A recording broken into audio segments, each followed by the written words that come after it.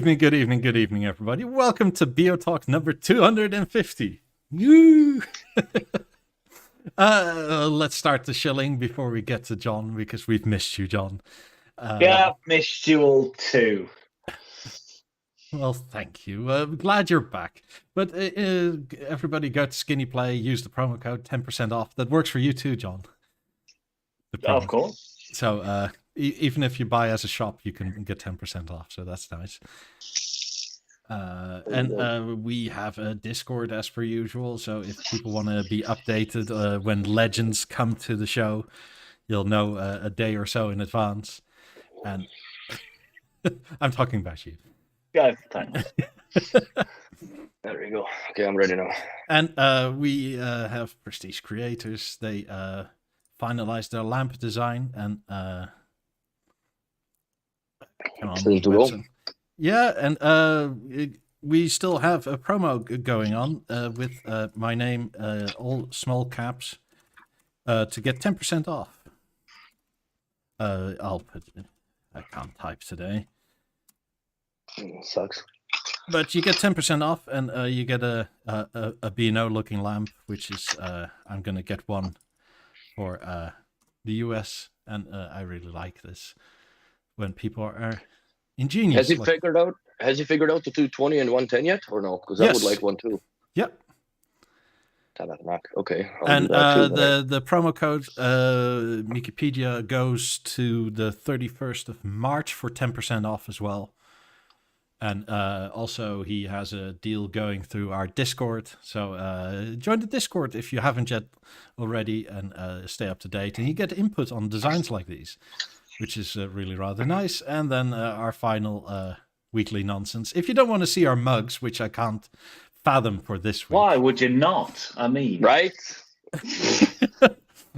I'll make you bigger in a mo. Don't worry. Make me bigger.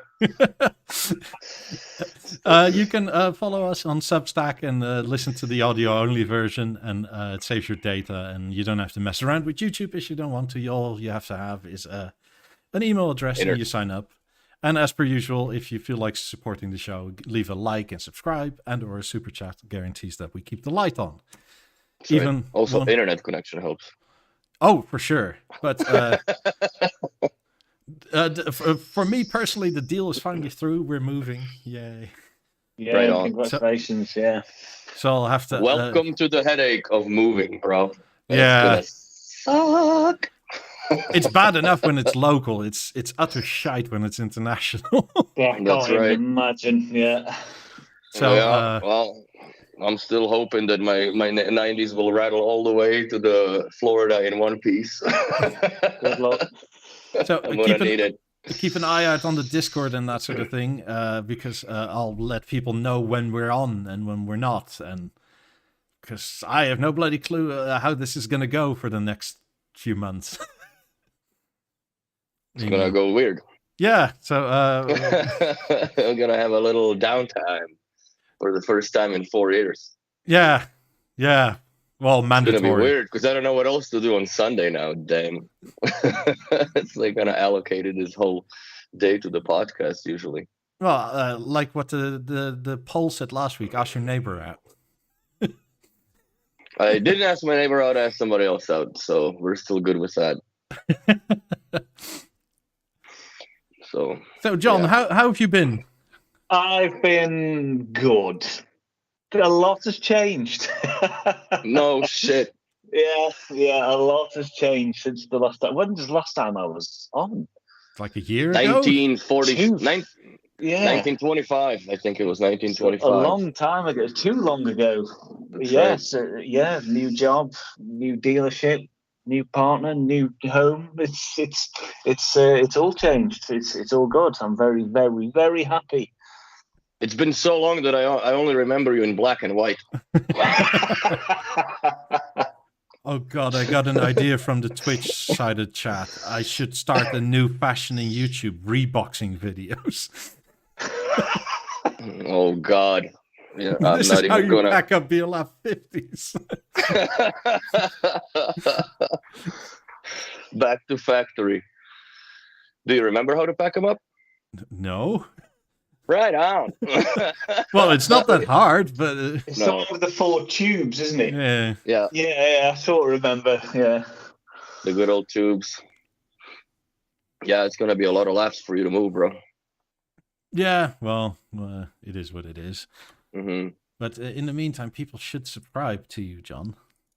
They Right. should indeed. Yes, they should. And if they haven't, why not? Is what I want to know, really. Leave the comments why you didn't. Because yeah, I've lost a hell of a lot of subscribers. It kind of hurts. Yeah. Oh, But are you well, gonna back up with the videos? You coming back up online again? Yeah, they're already. I'm already going. You got a couple, yeah. Yeah, I've got 2 or 3 there. Well, I've got 3, Four. 4. Yeah, so obviously new products. You can tell that Mikey only watches like first 2 minutes of your videos there. Actually, watch them all on 3 different devices. Oh yeah, Michael. I thought we were friends. Wow. My views are actually 3 views, believe it or not. He makes Megan watch it on iPad too. Just And turns over it on there, least. I watched your theater review on the theater. Nice. Excellent. Yeah, as new products come along, I'll do my usual what I do. It's just on a different channel. That's all. Nothing else has changed really, apart from the intro and the name. That's it. I must say, it's a snazzy intro. Thank you. That took not quite as long as the last time I did it. I'm getting a bit better at this editing malarkey. It was just playing with the. I obviously have all the assets and proper typography and icons and all that from the official B&O channels. So I just thought I quite like those little icons for different things. So I used them, and I found that little. What do they call them? Not a snatch. What's it called?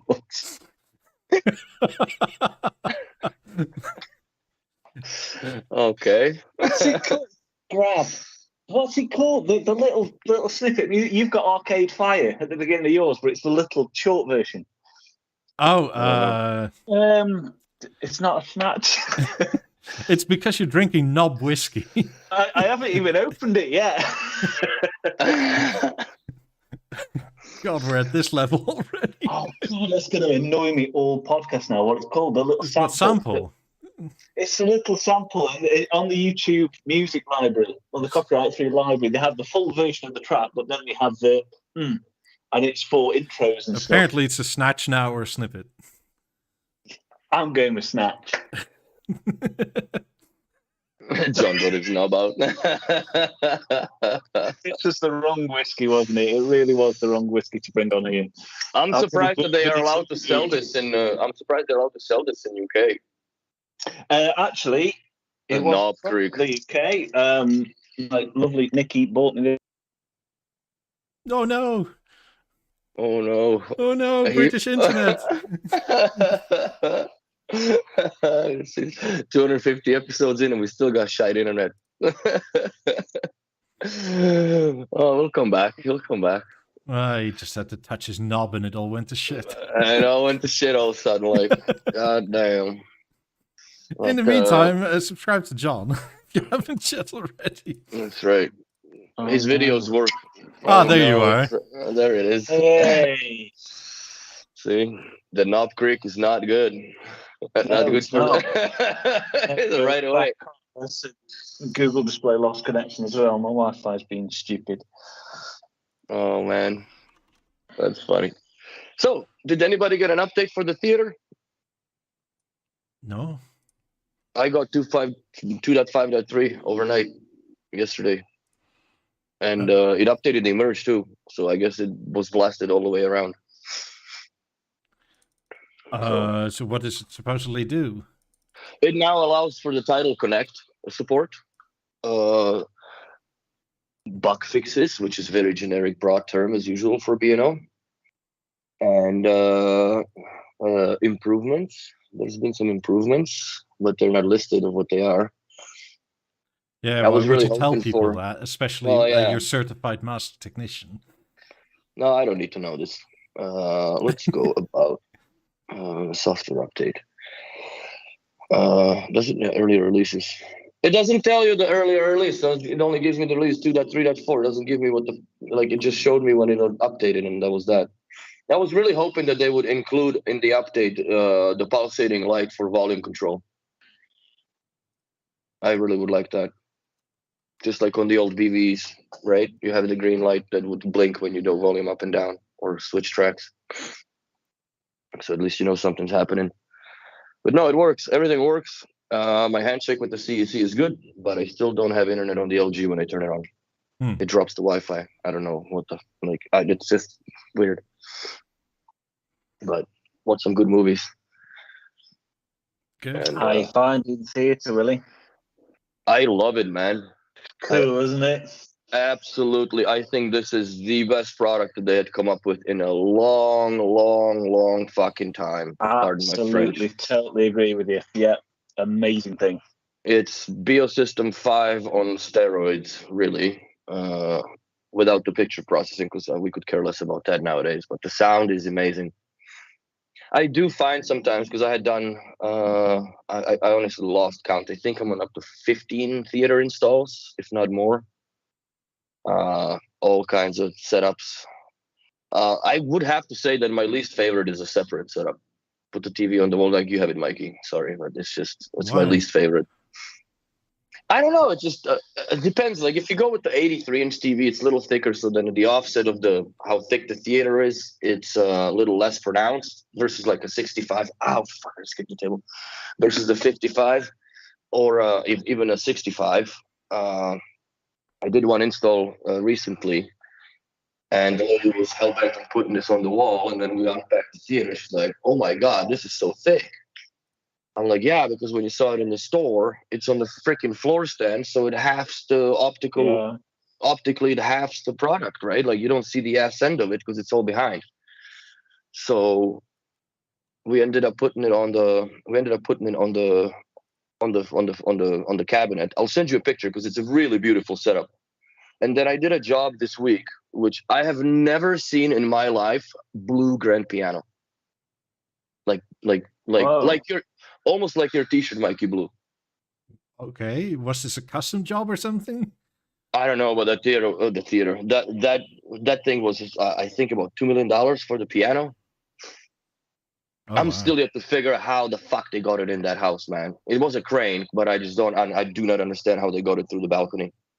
It's absolutely crazy. But yeah, it was a very interesting job.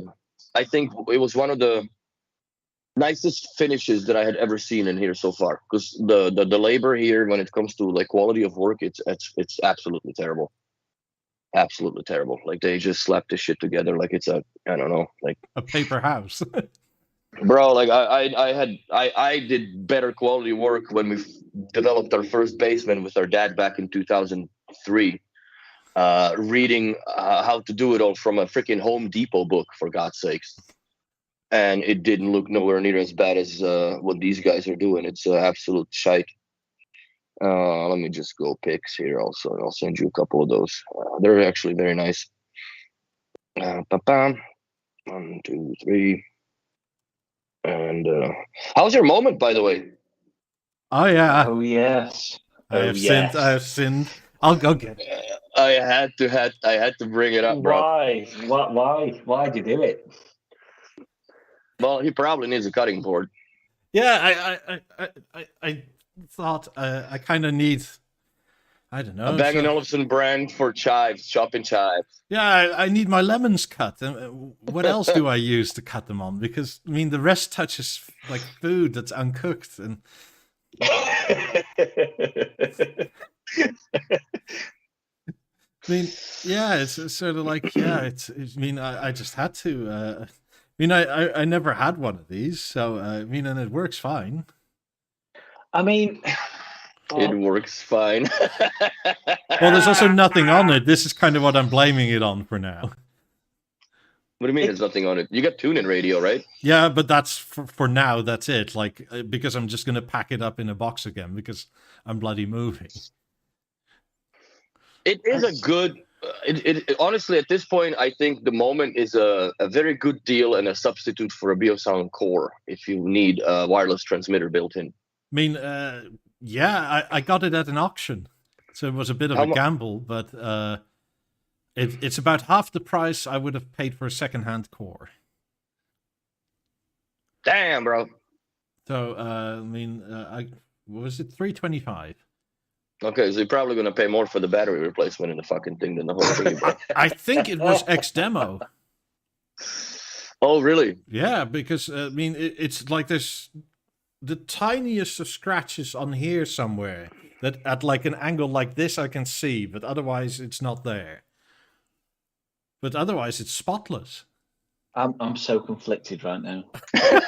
So am I, but I have one too, so I can't really be one that bitches. You see, I think you can all agree. You all know me well enough now to know that I love Bang & Olufsen. However, it's I had too many of them, and when it first launched, do you need a moment for a moment? I'm going to be honest. It's for a while I liked it, and it to hold the it is jukebox, isn't it? The jukebox. Yeah. That's Hold the jukebox is kind of cool, and I like the flippy flip and the touch wood, and yeah, I can see it, but as you're holding that there, I have an overwhelming urge to snap it over my knee. Oh, just. But you know what? If many of them, it was just if the sound heart was more than 8 centimeters away from an access point, it wouldn't have Wi-Fi and it would lose connection. I just spent so much time out and about with them. It's on wireless here and it's fine. Has it been okay? Yeah. Like, I'm shocked, actually. Some they were fine. Others, oh my God. I mean, the whole touch to join on everything else seems to work just fine. It's not connected to anything, so I just have it playing radio into nothing. And wherever you go, you touch the join and it just joins. It's you're never going to convert me to Moment. I think when Core came, I think I'm remembering this right, but when I took the Core off the wall in the shop and replaced it with, I took Moment off, replaced it with Core. I seem to remember the Core sounding so much better. It'd be an interesting thing to do if you get access to a Core, try the Core and the Moment and see if I'm dreaming that, because I'm sure they were very different. Well, the reason I bought it is more or less twofold. It just needs to be a volume control. That's all it needs to do. Everything else it does is fine, right? And because and the other reason is it's multi-power, as in like this one will work in the US versus my Beocenter 2 only works here. So it's like my Beogram will be input into that, and that's kind of all it will ever do is do the volume for the Beogram. So if it does more than that, it's fine. It's a nice retirement for that piece, I'll tell you that. It's found itself a good home. Let's just say I wasn't upset when we got the announcement that Beosound Moment had gone end of life. Oh, dearie me, never mind. But what should I be looking out for? Because I like, other than TuneIn, I've loaded next to nothing. I don't know. I just didn't particularly enjoy using it after that mood wheel thing. I love the mood wheel. I have to say, man, I had some of the best times on the New Year's party when I first moved to the apartment. So 2016 New Year's, we did. That's when my 90s showed up, and I had the Moment. The only scary part about the the Moment and the 90s were back then that for some reason the fucking volume control would run away. And when you turn it up a little bit, it just keeps on going. And that's fine if you have like 4000s or lap 3s. But when the 90s run away from you, bro, you be diving for a power cord. Like, you'll be diving to a power bar and shit. Like, plug, I just, like, oh. But that happened only a few times, thankfully, or it was mostly during the day. But no, I honestly miss that. And I think that it's basically a flow now, right? That has been substituted for the the mood wheel, I guess, in the new apps. But I think honestly, I don't know if it would be possible to hack the bloody Moment and just put a BNO app on it and use that as a BNO app controller instead. Yeah, I mean, that wouldn't be a bad idea. A little rechargeable Bang & Olufsen dock as such with a screen. That's kind of cool. Yeah, that'd be all right with the app running on it, so you haven't got to rely on your phone if you don't want to. That's I think cool. that if the like obviously this product is dead and buried and forever to be forgotten, I guess, in the B&O's books because it was a flop a little bit. But if they did that or did either B&O app or BioLiving Intelligence or BioLiving app on it that you could actually control your entire environment home, then you could kind of forgive the fact that it doesn't play shit. I got a question for you, Willie.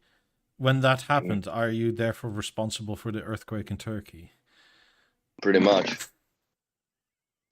Oh, bro, that, you know what? Like, it's especially when you listen to like what I listen to, that's a little bit of dubby steppy and heavy on bass and shit. That's not funny with 90s. Oh, no, and they don't care. Like, that's the thing. Like, they don't get damaged. You're the one that's getting his ears fucked up because I have to go behind them and try to unplug the bloody thing.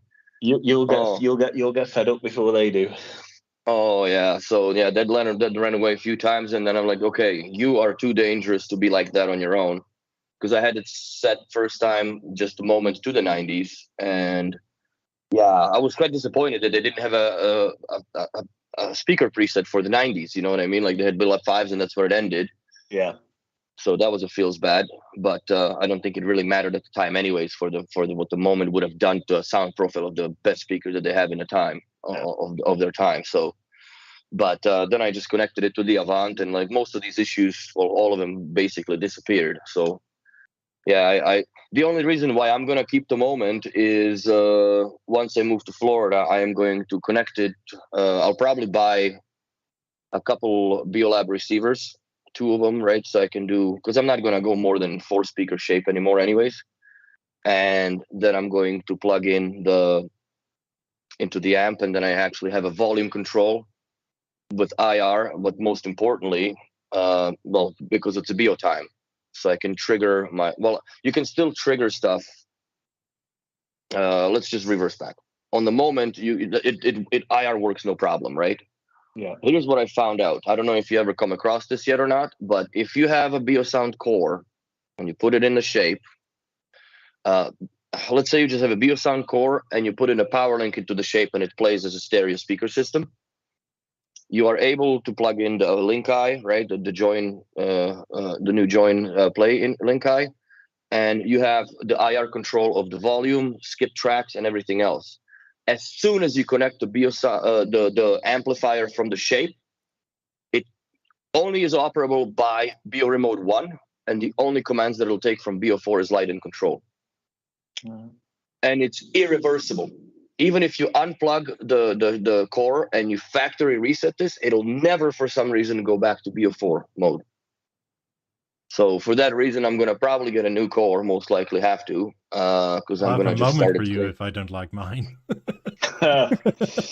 I have a Moment, bro. Yeah, but then you can have a different moment somewhere else. If the battery goes again, you can swap the pads. One's enough.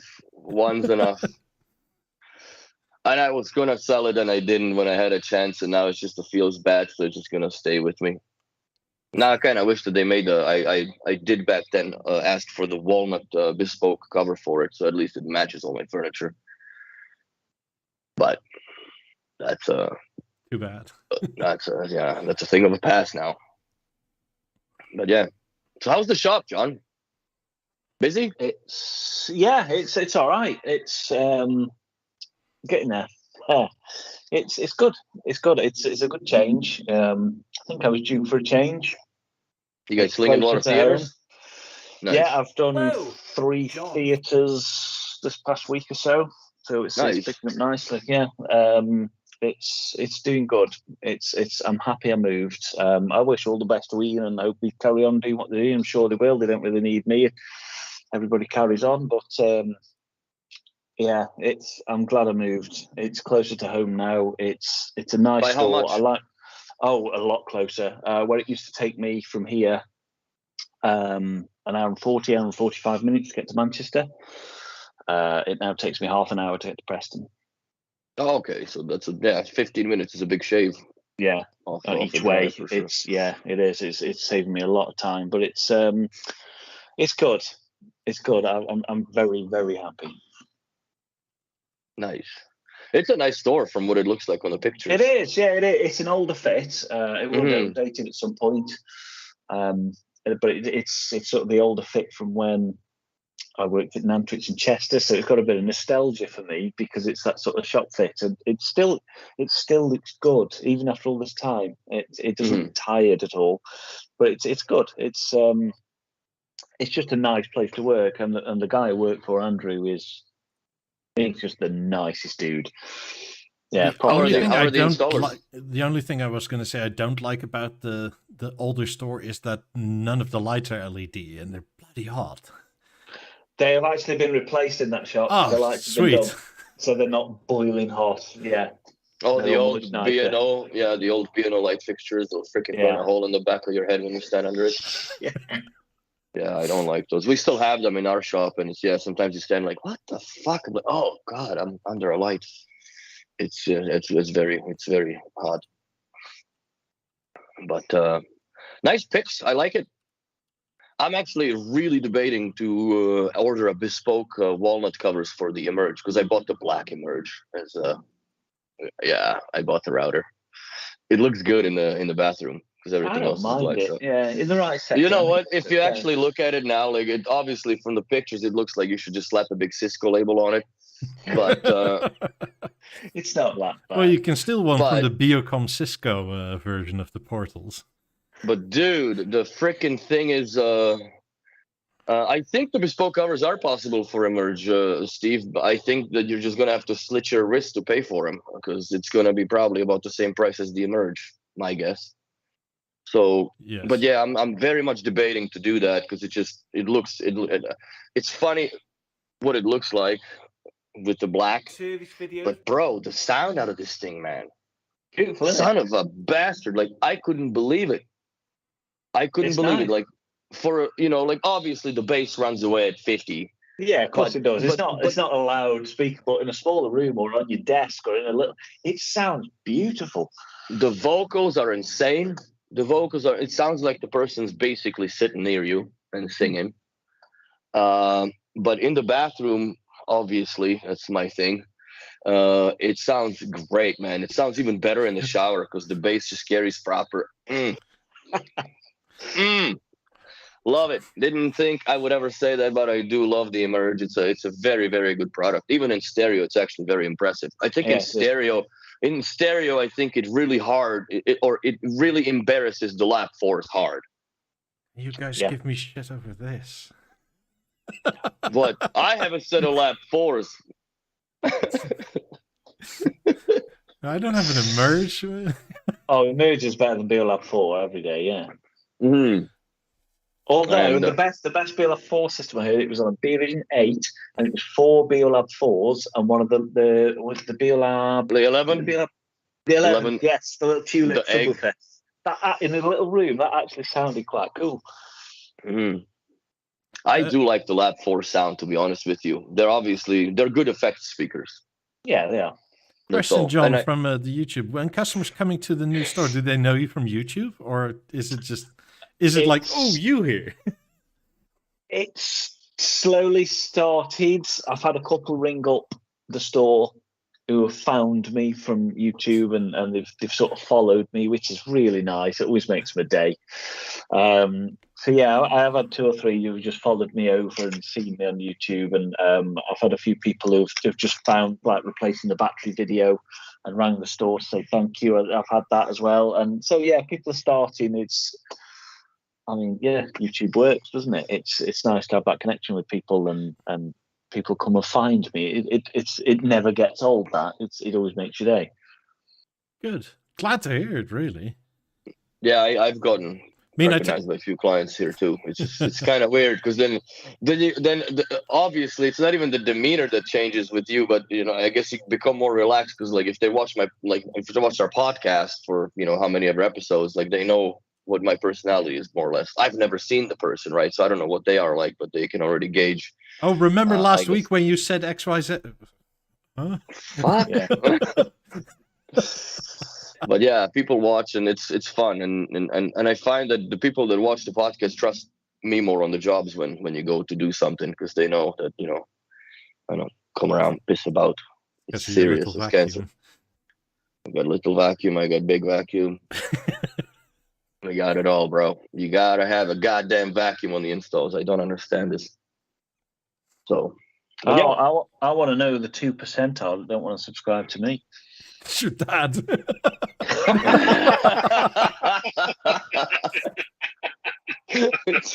it out, Dad. You're going to home. That's it. That's right. It's over. But yeah. Yeah, I mean, I take it, by the way, at the new store, it's also a lot easier to park if you want to come by versus Manchester. Oh, yeah, it is. It's like 2 minutes off the M6. It's one of the main motorways up the Britain. Mm-hmm. So it is literally 2 minutes off the M6, and you park right outside the door. So you can see your car from the shop window. It's right there.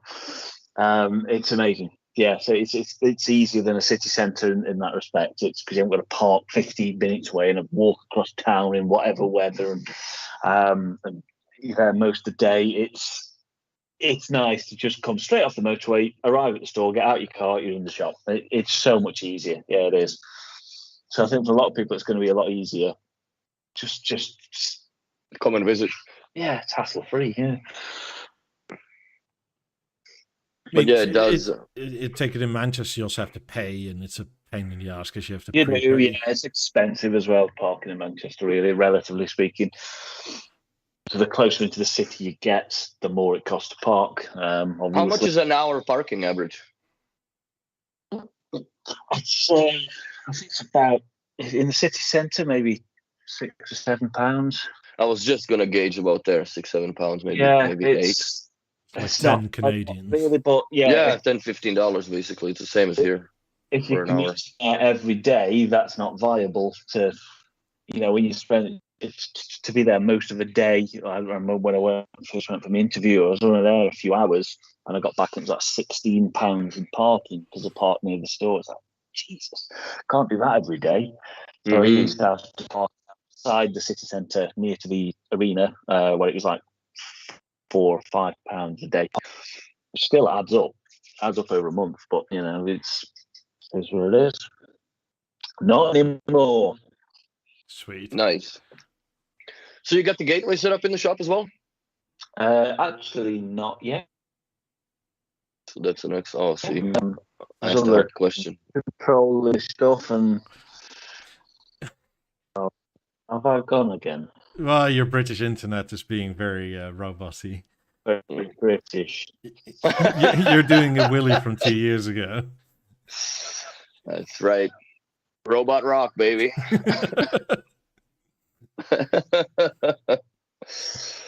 But yeah, how many installers do you guys have? Two? Nice. Yeah, you need 2 people anyways, especially carrying the TVs and such. And they're both very, very good. Very good. There's one sort of younger chap, a bit younger than me, very into the control systems and networking and all that sort of stuff. And he's very, very switched on. The integration and his level of work is just off the chart good. And then there's Rob, who is he's a bit older than me. He's both been there a long time, but he's also a service technician, so he can do repairs and warranty work and all that sort of thing. And he's a good installer as well. So it's a good team. It's a really solid team. Nice. That's good to hear. Finding good installers is very hard. Yeah. And been there a long, long time. Also, people that you can rely on, that they're going to install it properly, is something that it's very hard to find. So it says something when they've been there as long as they have, and they still enjoy what they're doing. So it's a decent, it's a nice place. But it also goes to say that there's a proper management in place, because sometimes you can love your work but hate the boss, and then it's just it poisons everything. Yeah. So that's very important. Plus, you spend third of your life, if not more, around the people that you work with, right? Oh, it's too much, isn't it, to not like it? Absolutely. Yeah. So no, I also consider myself a very lucky guy, doing what I love doing for actual money instead of just being a hobbyist. Yeah, and just hoping for something. So I feel sad now. Well, you got your shit too, bro. You're the master YouTuber. Typing buttons in YouTube. Soon enough, I'll be over installing shit with you in Florida. So yeah, that'll be nice and warm. That'd be fun. God, if you're there in like August or something, we're gonna be boiling together. No, I've been boiling there last August, so I'm already prepared quite a bit for what that's in store. But I think that if the visas and everything works out, I would be probably moving by the end of August from here. Well, and I wanted to move over the summer because I really don't want to ship the 90s and everything else I have through a fucking frozen ground of North America, all the way down to Florida, right? So that's my main concern. That I'd rather have everything warm than frozen solid. But it's wet season there, bro. If you saw how my fucking storage locker is packed, I don't care. Like, unless the container sinks, we're in trouble. So we're good. I have everything packed hermetically. Okay. Everything. And who to move to my 90s? Well, hopefully there's gonna be. I'm not gonna grab some fucking crackhead off the street. There's gonna be Mikey's gonna be driving down to Miami and shit. That's what's gonna happen. I'll pay for the gas. American gas is so cheap. That's my offer. You can buy me a burger or something. No, I'll buy a burger. Or some good Cuban food. We'll make some barbecue on some over there. Get some pan fried steaks or some shit. I'm gonna feed you good so you don't drop my fucking speakers. So. John, you have a passport now. You should come too. I do have a passport, yeah. Oh yeah, you can legally leave your country now. Look at you.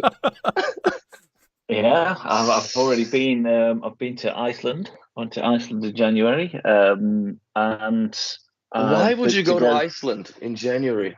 Oh, it was amazing. Probably the coldest that can get in Iceland. Since it's Iceland. God, it was so cold. I quite like the cold, but yeah, it was like ungodly cold. It's kind of cool because I've not experienced cold quite like it. But yeah, it was amazing. Saw the Northern Lights, just the scenery, the snow. I just love it all. It was fantastic. I'd go back straight. Although one night we went to a distillery and tried some Icelandic whiskey. How was it? Actually amazing. I bought 2 bottles back, so yeah, I've still got it downstairs. It's very nice. But when you get there, and there's like I think 7 or 8 bottles lined up, each with shot glasses with it, and it was a lot. It was a lot, he says. It was a lot. I have photos somewhere to prove it. Oh boy! God! It's a table. Yes, you have the photograph. It's a table where you think, like, how many were you? And then he says 2. And it's there was just 2. I wish I was there to help you. I honestly wish. Yeah. I think it would have gotten way more out of control if I was sucking on some Iceland whiskey. Icelandic whiskey, I recommend it. It's very floki. It's called. It's very nice. And I'm booked to go to New York for my birthday this year, which is going to be fantastic because I've never been to America. So, where are you going to? New York. New York. When is? Right. I forget when your birthday was. Is it November? November. Yeah. Yeah. We could potentially meet up if you're interested. Amazing. In New York? Yeah. Why not? Yeah, I would take a drive. Yeah, we'll all be there. So. It'd be fucking cool. Out of all the places, after all these years, we'll meet in completely random ass continent, like in New York, and more random city you couldn't ask for. But That's where the headquarters is for B&O for America. So I would love to go and see that also. I shall definitely go and see Bang & Olufsen. Yeah, man. Check out the shop. Go say hi to Todd. I also obviously went to see the Bang & Olufsen showroom in Iceland. Obviously, it was actually a 2-minute walk from the hotel that we stayed in. Nice. Did you book it on purpose like that, or just coincidence? No. We booked the Hilton, and then it just I was just wonder where the Bang & Olufsen dealer is. Oh, it's there. It was just pure coincidence. So obviously, I had to have a photograph, like a Sado. Bang & Olufsen, yeah. Did you go as a secret shopper? yeah, I did go in. Yeah, I did go in. It's quite a nice little showroom. So, I'll send you the photo, Mikey. I also sent you an email of the picture with the blue piano. If you received it, I'm sure you did by now. Well, there was a harmony that I was interested in initially. So it's kind of silly setup because the interior designer rolled in and fucked it all up because the 50s are behind the harmony. Huh? Why? Because they're rear speakers, basically? Yeah. They're rear speakers. So there are stereo speakers for music and rear channels for the TV. It sounds not bad, but it's a little too basic for my liking. But c'est la vie, I guess. You can't, because there's no pre-wire that they have done on the side of the TV. And then there's the speakers. It's still a little bit of a mess. You can see the air purifying machine there in the corner, drying stuff out. But yeah, bro, these speakers were sitting in the storage for like 2.5 years. I spent 4.5 hours watching the green lenses blink, software updating. Wow. I think honestly, bro, the 90s and the 50s are the most nerve-wracking speaker to watch update. Yeah, I'm gonna do that, and it's just because it's just nothingness for all, and you just gotta have pure faith that they're doing something. Yeah, something's happening, and then the master or the primary, let's just call it in correct terms now, since I've been bitching about how they calling them. So the primary finish went blue, white, and then the lens parked, and the secondary keeps blinking green. I'm like, oh no, please don't tell me you hung up. And that's where you walk away from this shit. You can't walk and look at it. You have to walk away. Just go get a cup of coffee, go away, just leave it to it, and just have faith, just trust it, and you'll come back and hopefully it's done. And once it all finished, I disabled the software updates because I don't want the client to have itself, you never know, right? It might start updating during a party something, and they unplug the speakers during the update, and it's bricked. Yeah. Thanks, Stefan. Thank you, Stefan. Big news. 4x18s is better than a pair of Emerges. Yeah, especially with the theater you got. Shit. Yeah, his house, his setup is very nice. Very very Herman Miller awesome. So, but yeah, that's where the 50s are, man. I played some music in there. Jesus Christ, they're pushing the seals out the windows. Like it's an insane room. And then right opposed to it is a set of 20s with the Eclipse. It's also 20s are rear. It's kind of backwards. And then there's 7 cores with in-ceiling speakers and BeoAmp ones. If you look into another picture, there's gonna be a rack, which is not really a rack because they didn't make a rack. They just made a millwork shelf where everything is. This is another job that I did. This is where we were talking about this theater being too thick to be on the wall, and it just kind of would have looked awkward. So I put it on the table. I'm like on the little thing there, the media cabinet, I guess you could call it. And I just said, listen, let's just do that, and I'll set it up, see if you like it. Let your boyfriend come look at it. And they all, as soon as I put it up and set it up, she's like, she fell in love with it. And like, no, that's staying like that. I'm like, yeah, it should.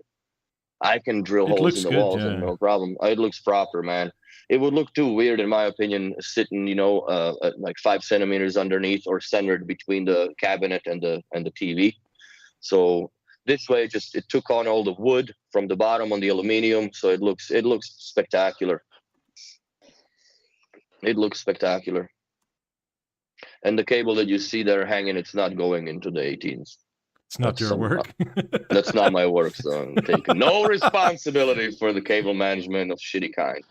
So it's just a light power cord. But I do have to say it's interesting now, and finally that they allowed for the theater to be set up without the goofy microphone. Yeah, it's better. But it's such a big difference, though. That mic does a lot. Yeah, it does. It does a lot more than you think. Yeah, it does. Like, I've played with mine here, and it's just, you know what? I think I'm gonna go back to the microphone. The only thing, I guess, what they should do, because it doesn't allow you to do that, is like in Stefan's scenario, you got 2 pairs of 18s front and back, right? You should be able to just use the Beosound Theater as a sub. You should just override or be able to override. You have to do it in manual mode only, but then it sounds a little different. It is possible, but I think it should be possible to do with post microphone calibration type of thing, where you can still go and you can change the roles, because it doesn't let you do that. And if it does, it still plays vocals out of the center coax, the center channel. So that's the only thing that it should be. I guess the utilization of the True Image engine is a little different than it was for like the Avance and the predecessors. So, but then again, so yeah, that's not my job. This is one of our techs that did that or put together, because I was busy freaking out over the 50s updating and. Holy cores, Batman. Right. So there's a bunch of cores and every on the sides it's a Beoamp 2 on each side. Yeah. So they all have, is it all Celestials or? No, they're Canton in ceiling speakers. They didn't go with the Celestials, but it's more than enough for that. Was that a price thing or just? I don't know. I honestly couldn't comment on if it was a price thing. Given the fact that the dude has a $2 million fucking piano, I don't think so. Yeah, it's I don't know. It's just like if you sell the beginning of maybe they didn't like the grills. I don't know. I honestly don't know, because this job has been in works before I had even moved to Montreal. So I don't know. I don't know what the actual decision was. Well, I mean, for the Celestials, you can also get the Origin grills. So you don't have to have the aluminium. It's just... Yeah, so... But it sounds okay. In my opinion, it sounds fucking in ceilings, bro. I mean, what do you expect? You know what I mean? They are, aren't they? Yeah. Exactly. Just you have some freaking background or height channels, but apart from anything above that, you're expecting too much. Exactly. It's just, to me, it's you run these at the volume of an elevator music type of thing. It's just something that it's just present enough to drown out the passive or sound of air conditioning and all that else. You got around downtown sirens. But yeah, it turned out well. Absolutely zero hiccups, bro, which I was shocked, because usually when you start putting that many cores in something, there's one wheel that falls off the wagon, right? There's always that one wheel. Core's pretty good. Core's pretty solid. It's been around long enough now. Yeah. So we've had no issues with that. Yeah, there's the picture of it all set up with, I guess, TV going. It looks cool. I like it. Light oak. Everything's light oak. Yeah, it looks smart. So it's funny. Looks good. She's just like, what else should I buy? She says, I'm like, I would go with another set of 18s for the rear. The more the better with theatre, honestly. Oh, the more the better. Isn't it? Like, it's just insane. It's just insane. I kind of regret that I was lazy and also worried a little bit, because I already got noise complaints from my neighbor for the theater. Because I was going to put in Lab 9s at the front, just for the... Lab 9s are fantastic. Before I sold them and drove them off to Halifax, I really wanted to do that, but I'm like, dude, like, she's going to nail me to the fucking wall. Like, there's no way I'll survive this without an incident. So I had another run-in with my neighbor the other day, because my girlfriend and I were watching movies and shit, and then she just texted, like, I had a shit day. You want to, had a glass of wine, whatever. So she came over. So I figured to combat fire with fire. So I gave her a level. Sounds like a drunk idea. No, I gave her a level. I'm like, we've been talking and shit. And I sat her down. I gave her a proper demo of the music, because she hasn't seen this before. She didn't even know what B&O was, right? So I dipped her in the sauce all the way. It's like Achilles heel. That's the only thing that left. And then I set up a level, and I just gave her a level for now. You know, puppy dog theory, because I got one brand new in box, and I gave her my demo unit. I'm like, here you go. So now she's fully BNO vaccinated. Good work. And yeah, the next morning she's like, "Oh my god, this thing changed my life." And of course, like, you're listening to a fucking Hisense TV versus, you know, a level in a studio apartment. Like, this is definite overkill, but the level works perfect for that scenario. Level is awesome. I've got one in the dining room. I use it every day. It's absolutely brilliant. I love Beosound level. I think it's a little bit of a steep price point for what the performance and of it is. I don't know. I don't think it is, especially with the oak. It is a premium thing, but just the way it is, and it looks so cool on the side. And I think for the volume you would normally play a level at, it's a bit like Emerge. It's got the same sort of you don't go all the way. It just sounds so nice, and I love it. Yeah, it does. I like mine level. I just obviously I bought the theater, so I'm like, do I put this on the kitchen counter, or I just leave a coffee maker where it is? Would you say the same about the Beosound 1 then in that regard, because that was more expensive than the level ones? Oh, back in the day, level kicks Beosound 1 up and down all day long, every day. Yeah. Which Beosound 1, the old one or the new one? The new both, I think. The old one certainly. I think I preferred the sound of my M3 to that. The second gen was a lot better, but still not as good as a level. Not in my opinion. No way. It's to the point where we're both around banging Olufsen. Obviously, we'll be just cooking. We're doing something in the kitchen, and we've got radio or whatever it is playing, and one of us will look at the other one. Does sound good, that, doesn't it? Yeah, it does. Love you. It's true though. It does sound very good, and the room compensation gimmick, it actually does help quite a bit. Yeah, it does. So no, it's a good product. It's just, in my opinion, it should have been priced for like 1,500 Canadian dollars, not 2,000. That's the only thing. Oh, there's Yarny Iceland. Fucking Big Boston today, unzipped jacket and shit. Right on. Oh, yeah, well, cool. Yeah. I mean, it was only -7. Who cares? -7? What the fuck do you have a jacket on for? Canada, yeah. It wasn't overly cold. We just missed it. So I think the week before it was like silly cold, and then it was, to me, from England, very, very cold when I went. And then the week after I'd left, they had a big freeze, and it was -20 odd degrees. I think some days it got to like the real feel of -12, -15. It was bloody cold. Well, nothing to you, really, I suppose. Bro, here in Montreal. Oh dear. I cannot imagine. I could not. Holy shit, that's a lot of glasses you had in there. 2, 4, 6, 8, 12, 13, 14, 16, 17, and 18th in your hand. That was between two of us, to be fair. Okay. You weren't drinking or dosing. Yeah, but you weren't with sitting there with a sailor or something.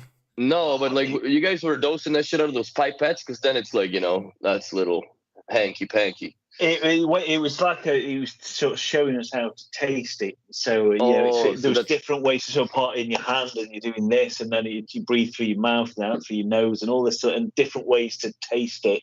And then one of the ways was just 2 or 3 drops of water. Yeah. And then the sniff and so it was just all the experience of it. It was a nice experience, but too much. Before you know it, you're 9 deep. I mean, they're only little, and then he takes into the distillery itself with the stills and stuff, and then he's giving us a shot of the stuff that comes out of the big still that's still clear, that's like 70% proof. Oh god! Which evaporates as soon as you put it. As soon as it hits your mouth, it evaporates into vapor, and it's it was too much. It was. You can basically have it at that point. Yeah. Cheers, bud. Cheers. I can't let you leave alone like that. You know what I mean? I don't drink on the podcast, but it's a 250. It's 250. I'm here. $250. It is what it is. And if I go a little more out of control, I'll just get Uber for my girlfriend because I ain't picking her ass up.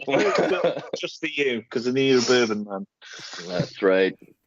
Well, cheers to y'all, and cheers to everybody that's been watching us for freaking 250 episodes. Good on you. God, we're nearing up on what, 5 years now or something? Mm-hmm. Bloody hell. Well, we weren't bullshitting when we told B&O we're not going anywhere. No. And you know what? I honestly think that a lot of the stuff that we had discussed, bitch or cried about on the podcast here did help B&O in one way or the other, because the changes are undeniable. Yeah. Primary, secondary, that was not existent before to begin with the speakers. I had nagged about this for a while, and I'm surprised that they finally had gone with it. That, you know, like I slave remember is a little saying bit... this, yeah. It was primary, or it was a master and slave. Yeah, and especially on the labels of 90s, it's great. White slave and white master, and black slave and black master. Guys, let's just go primary, secondary. Yeah, maybe it's just a Danish thing. I mean, it is a legitimate computing term, master and Sure. slave, it is. But yeah, the connotations of it, I agree. Yeah, but then again, at the end of the day, I think that besides the connotation of it, I think the reason why they just went with it because of the master link, and there was always a master and slave back since the freaking 80s, right? Like when, you know, people weren't as touchy about anything as far as the subject matter is concerned. So it's just an old terminology that had to be updated in one way or the other. It's a legitimate computing term. It's master and slave. It's processes or machines or... That's right. Everything was like that. You know, you have a master and slave hard drives, for God's sakes. So. Yeah, exactly. Also, by the way, if you are from B&O, last Tuesday's BeoTalk after party is still up on the channel. Because it turned out to be a conversation between BLAB 50 and 90s owners and what we would want to see from B&O. And we kept it under 4.5 hours because we were afraid that Willie would come home. I got home 5 minutes after you guys went offline, you bastards, because you know there would have been another 2 hours on this shit. Yes.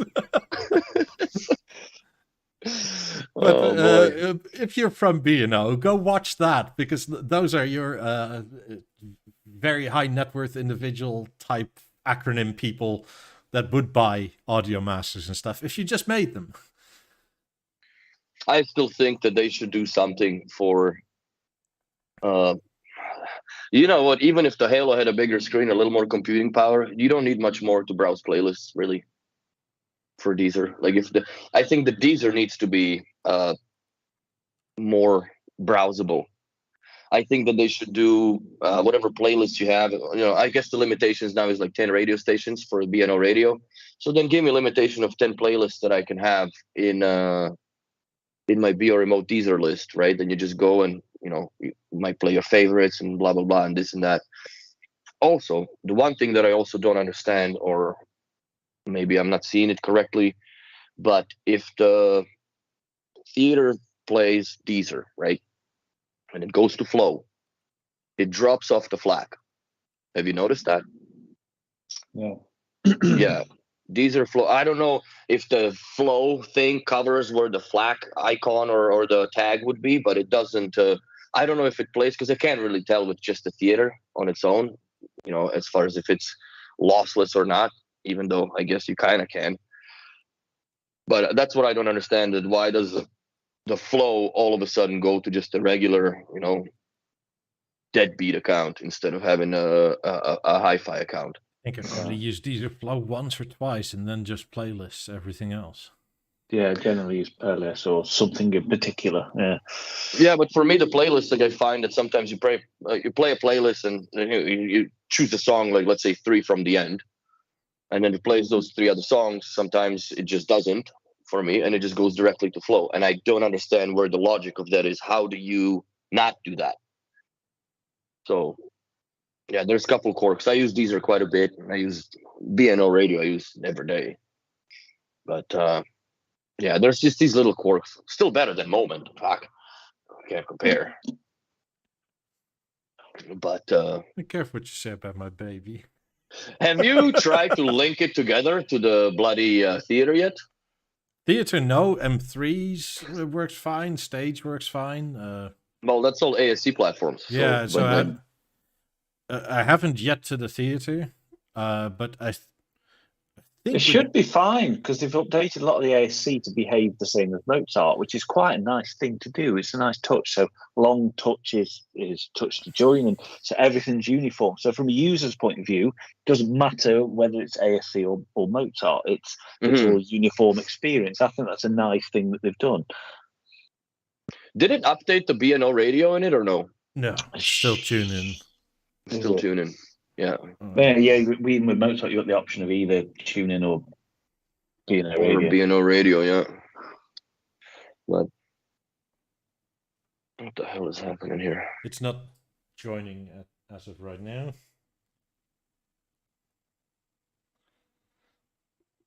Oh shit! What did I do? Get a toot toot. To what? Oh, there we go. Oh, I'll try it again later. I'll play around with it more tomorrow.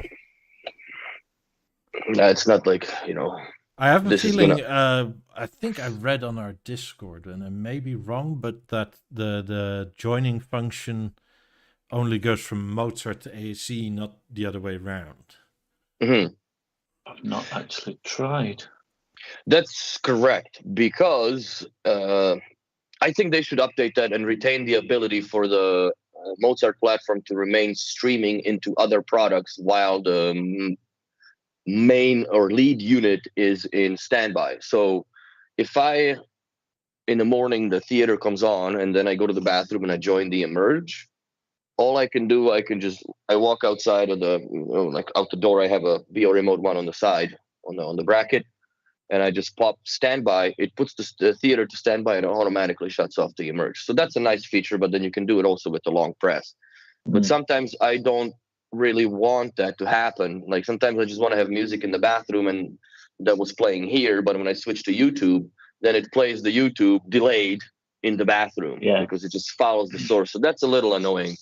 That I wish that they gonna retain that same. I'm sure that was going to be an update. I'm sure I've seen something about that being an update where they're going to change that. Where I think another speaker would take over if you turn off the lead speaker. The lead speaker, yeah. That I think that's something that they should definitely look at earlier. I honestly wonder how the process of the design and refinement of these functions is actually implemented in the B&O factory.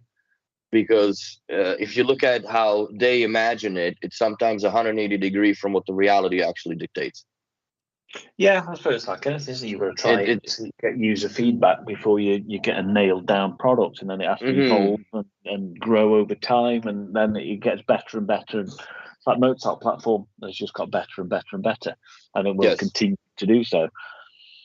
And I think that all the programmers, in my opinion, I know the B&O is not the biggest company in the world, but I still think that these people that are working on these products should also have them at home, like full time living with it.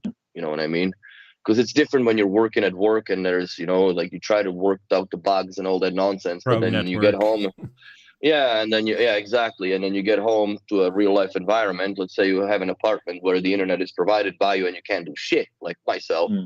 Then you're really in the mercy of what other things are good like, right? Or see how the missus reacts to your work. Right. So it's just there's a couple of things that I'm not saying it's bad. It's just I think that they don't live with the product enough to be. If nothing else, they should switch it around maybe a bit. Like you have 28s for 3 months, and then take it to somebody else and see how the factory reset / install experience is after that sort of thing. Yeah, because sometimes it hangs and it's really weird. And I found that moving products from one home to another for B&O clients, it is best to reset everything back to default and start from scratch than having these ghosts in the machine from the other apartment that reside in whatever. And it's like, well, fuck, like this is not now working or that's dropped off. Why? Right. Yeah. So I just shave it all clean and that's it. Yeah. Even with the gateway, I could care less about the integration setup, what it was in the old house. We're going to redo that because sometimes it's hard or tricky. But that being said, also with the BLI, they gotten really good at it. Per se, we sold the Halo off the floor because it was the only brass stone we had. So I had to factory reset the Halo, but I had the freaking clock on it. I had the weather, right? A couple lamps and all that nonsense. And when I talked to the guys at the chemo, he says something, oh God, I have to redo all of this macro nonsense. Like, no. You just go into your product sources or resources, and then you just change the serial number. And then everything works. That's and actually quite nice. Yeah, so if you're replacing a product, per se, like in a store with another product of the same kind, then you can just put in a new serial number and it's already adopted and everything works the exact same way as it did on the one that you had just sold as a demo, per se. The captain just said that his balance joins the M5 and he just tested it, so it should work. Mm-hmm. Saying that, yeah, if I play Beosound Stage, the level in the other room will join it. Yes. Yeah, they do. But if you were to join level to the stage, I mean, if you join level to the stage and you turn off the level, then the stage will also shut down, right? It won't play. But other way around, it doesn't. If the stage is a primary and the level secondary, you can shut off the level and it's unaffected. Yeah. So that's the only thing that, my quirk is for that, because I do use... I guess I'm the only 1 or 2% of crazies that use multi-room in a B&O's environment, but I kind of push everybody to the B&O. Uses it daily in an automated setup. Well, yeah, here it's not really automated anymore because I have a gateway that is in the box. I can't get a network connection out of here, hardwired. So I was actually thinking even to buy like a Wi-Fi to a hardwire adapter. Apparently you can buy those. And plug it into the theater since it's a switch, and then plug in a Lutron into it and a gateway into it, because there's enough space behind the VESA mount that you can shovel the stuff behind it, and then basically have my entire integration and everything built into the back of the TV, which would be kind of cool. And then but because I'm not going to stay here for as long as I would be staying in my old apartment, there's no point to change all the lights. Like, there's only 9 switches here, but it's still, it's 9 switches that I gotta, or dimmers that I gotta put in, keypads that I gotta put in. So I just figured, fuck it, I'll just take out again in a few months. So I said, you know what, listen, I'll just deal with it. I'll turn the lights on by hand. And like a pleb.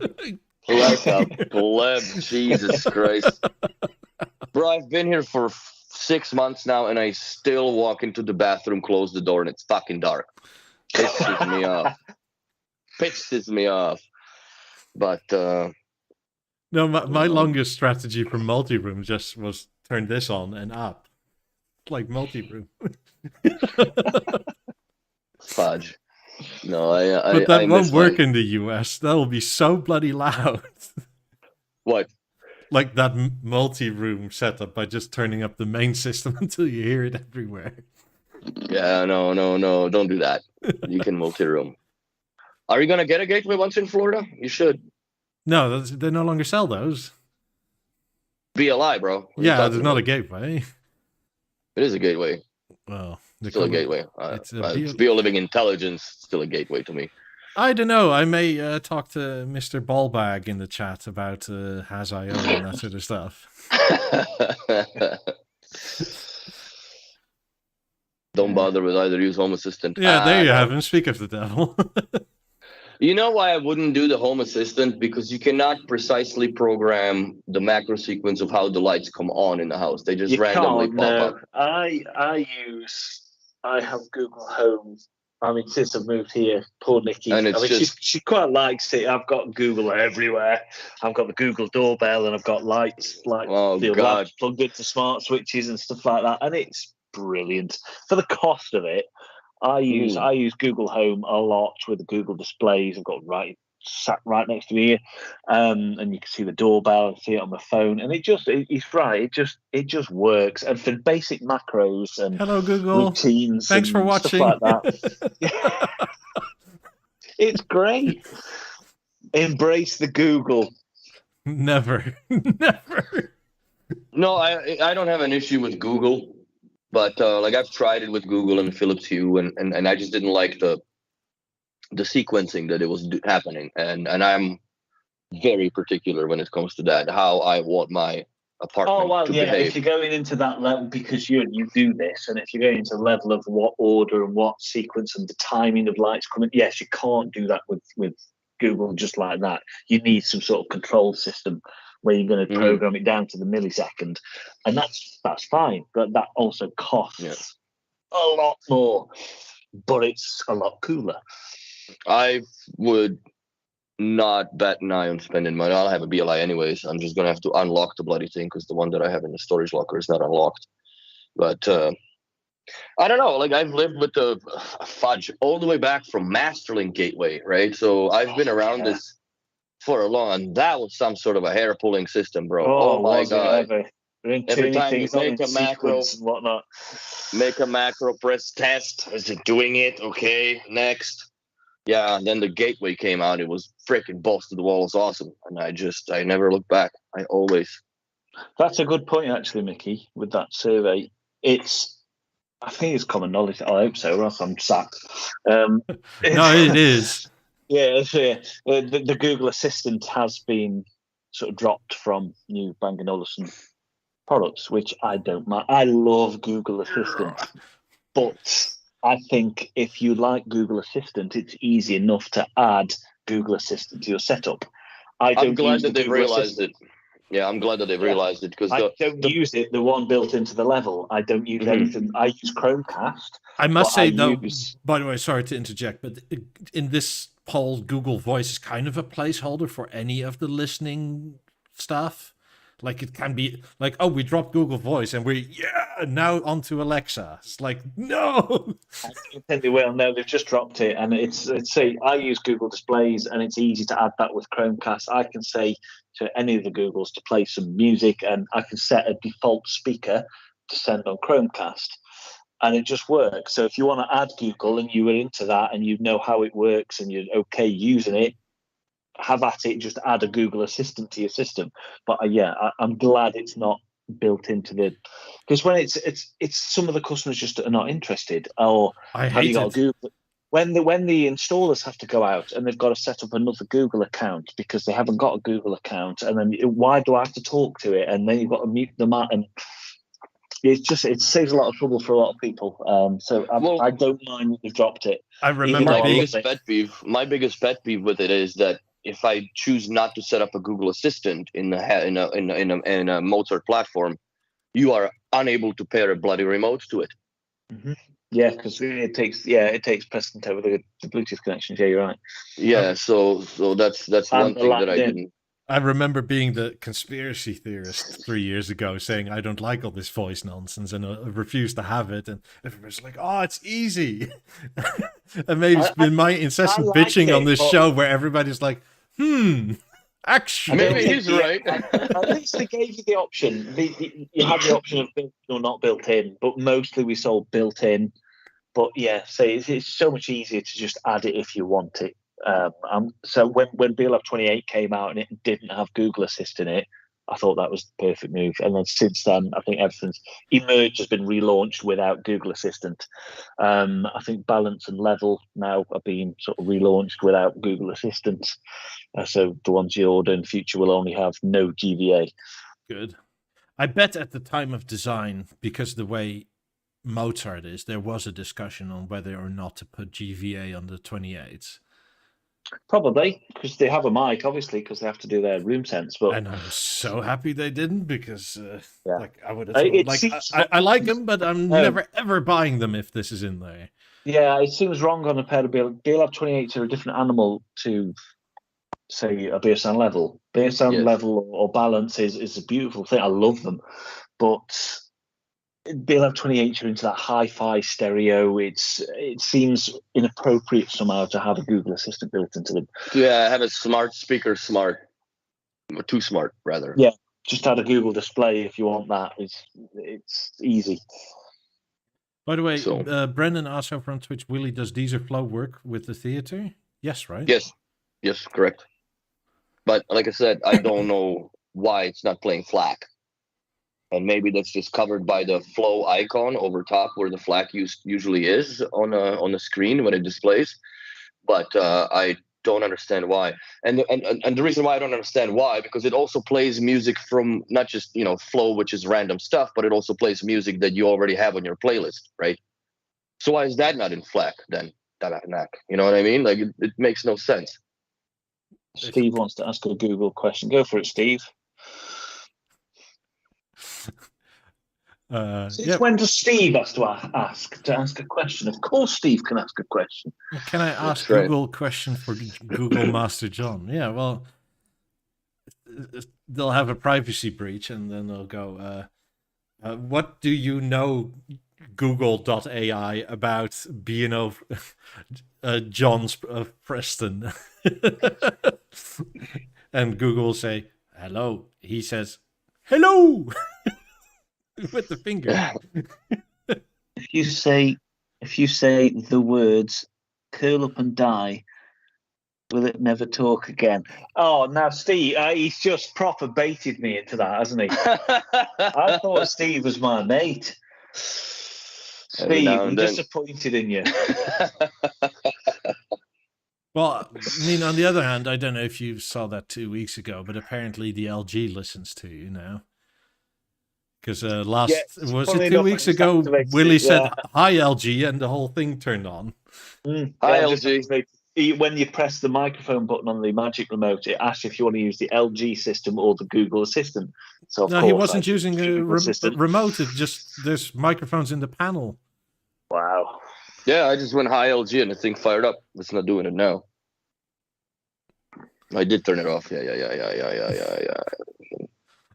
But that was pretty crazy because I unchecked that box and now I get prompts to put it on again. Like every 3-4 days or something, I get a prompt from LG, like your voice recognition stuff isn't okayed in the checkbox of general usage.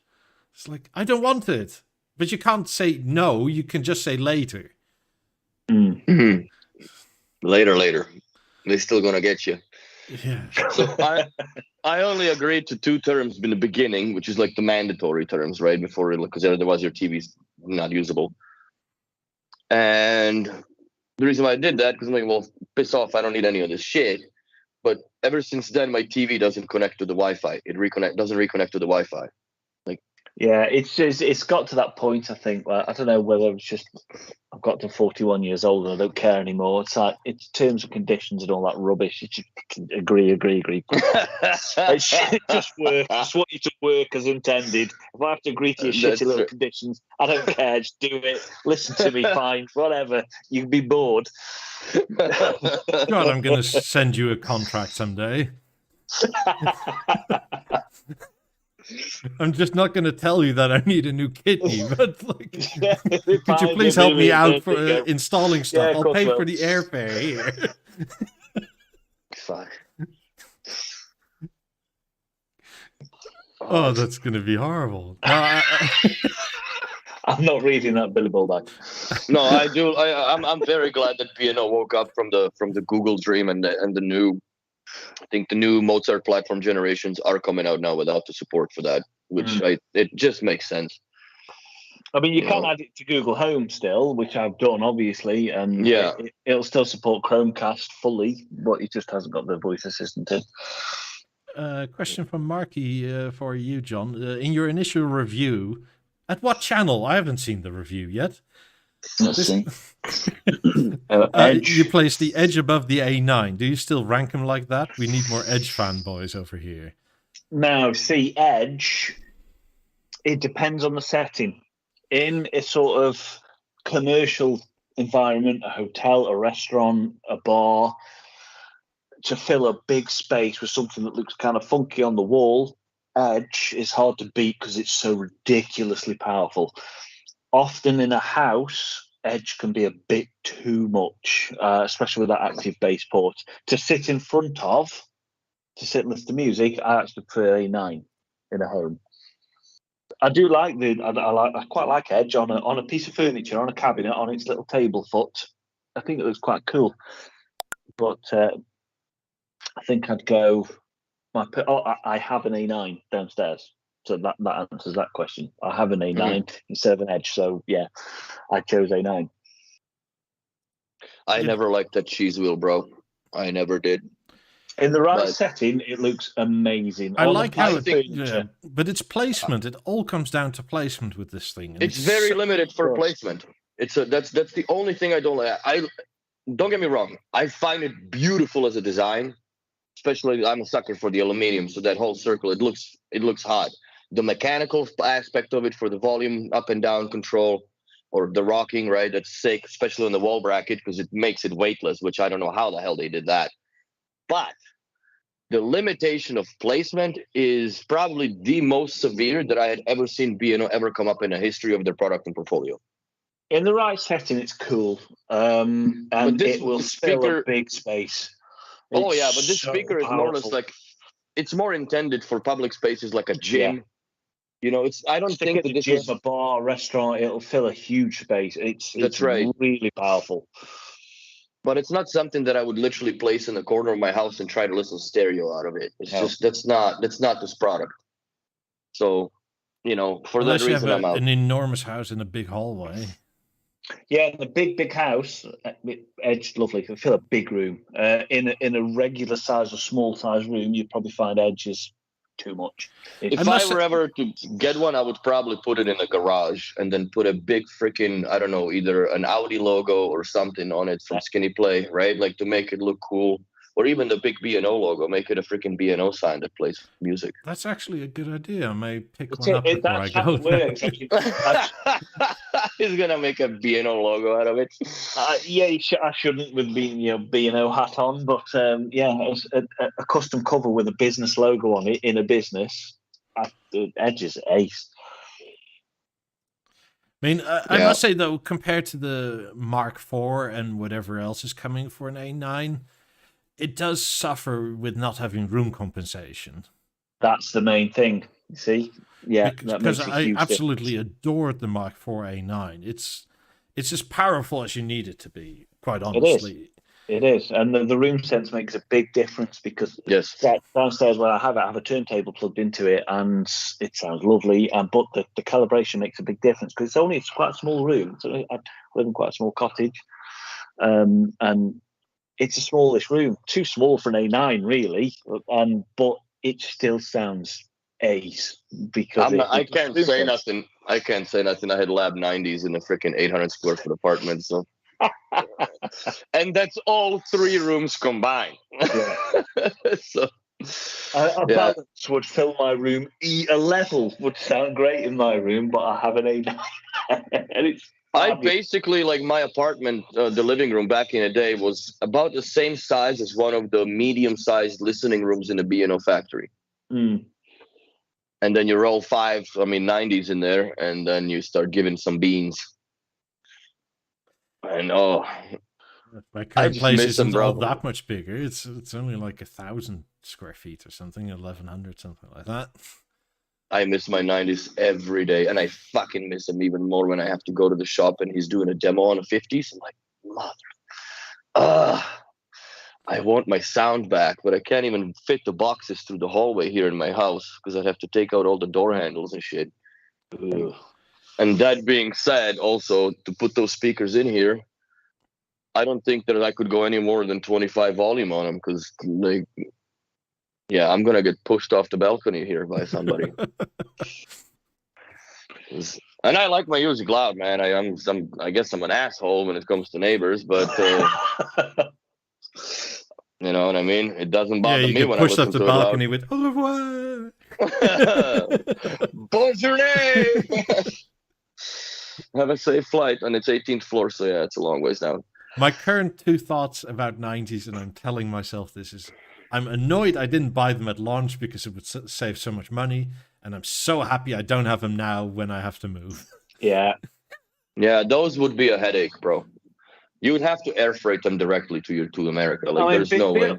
Beosound 90s are wonderful. They're the best speakers I've ever heard, but yeah, you can't. 50s are not. 50s are already borderline headache. You have Beolab 50s. It's just I'm really jealous that you have Beosound 50s. They're amazing. They are 6 speakers. You're welcome to vacation at my place anytime. We'll have a bedroom for you. There you go. I mean, we'll have a theater and a proper... Oh, you probably missed this, right? But I sold my 28s and there's 17s back here. And I have some 17s. And I bought another set of 17s, but they're already packed. So to get the full height surround in the US. So you get Nitrox. Would I recommend an Explore for listening to podcasts in the bathroom? I don't. The Explore. Yes. Yeah, I couldn't think for a second what an Explore was. It's the little beer can, isn't it? Yeah. Explore's fine. It's Explore tough A1, as nails. perfect. The battery Tough life as nails, is IP really rated, long. absolutely fantastic. It's a tough little have that in speaker. the shower with you. Oh yeah, you can literally take it in the shower, and it does. You can basically dunk it in a bathtub every so often, and it's fine. Yeah, Explore's ace little speaker. Do you know what? I've got a newfound respect for Explore. In the shop, obviously, went in the old shop, big shop, and you got this little teeny Explore next to Beosound 50s, and 90s, and 28s, and A9. Good luck. Yeah, good luck with that. But then I was in a hotel room, and Nikki had her little Explore. What's that? Explore. Okay, let's stick some tunes on while we're getting dressed and stuff. Sounded fantastic. Just in a little hotel room, stuck on the side. It's all you need, and then you stick it in your bag. It's a great little product. Yeah, I never bought one, but I'm really considering getting one of them just for the for that, for just sticking in your bag in a hotel room. Just it's just brilliant. They're tougher, absolutely a lot tougher than A1s. Oh, they are. Yeah. I mean, like Henrik showed, where you could just go like whoop and toss it up and just not catch it, and it's fine. I must say also, if it's specifically for podcasts, it's probably slightly better than an A1 because it isn't so bass oriented. And in a bathroom, the first thing you hear reverberate is the bass because tiles probably everywhere. Like, it's to the point where I like the M3 in my bathroom, but if it's for voices on radio, you have to take all the bass out, especially if there's male voices, right? So, because, I mean, my bathroom is all tiles everywhere and next to no soft anything. So that would just, it just easily becomes sort of a bass trap. And the Explorer in that sense would be quite good, actually, I think. Yeah. Nitraj Jamdar. Hi guys, I got Beosound 28 6 months back, and they're awesome. Yes, they are. I have FOMO that I didn't buy 50s. Should I trade in 28s to buy 50s, or would that be a stupid move? Depends. Do it before March. Because the shit's going up again. I don't think Beosound 50s are. 50s I think everything's going. No? 50s are one of the few things that aren't. The theaters, 28s are going up, 90s are going up, 50s aren't. Theaters going up. Balance, I think, is going up. Could have balance. The rest of the on the go isn't. Flexible isn't. TVs aren't, apart from theatre. In that case, I would actually wait until the 28s go up because the 50s aren't. It depends on the size of your room. If you got a biggish room, you'll notice a big difference. 50s are a big difference from 28s, but 28s are. They're no slouch, are they? Well, it's also what are they connected to and what you want to do with them. What are you using them for? Is it movies and music? Is it just music? Is it, Because if you love movies and you do that like I do, even at a 60-40 split, right? Like it's 60% film, TV versus music, you're better off buying another set of 28s and a theater and a panel. For the price of a set of 50s. Have you got surround speakers already, or do you need some? In which case, just get another set of 28s. Have you already got surround speakers and it's just replacing the fronts? Have you got connected to a television? Is it just 2-channel music? Yeah, what have you got? Because this was like 2 months ago, but that price still goes. We calculated that you could get 4 28s, a theater with an 83-inch panel, and a second-hand set of 17 for the price of one set of 50s. But no matter what, they're not going to sound like a set of 50s. Sure, Yeah, but it's you mostly only uses really for music. appreciate that if you're Stereo mode. yeah, if you're an adamant music listener where you're actively listening, not like I have some music on and I'm vacuuming or I don't know, cooking or that sort of thing. No, that's the reason why I bought the 90, so I can just pass out in the Eames chair to the music.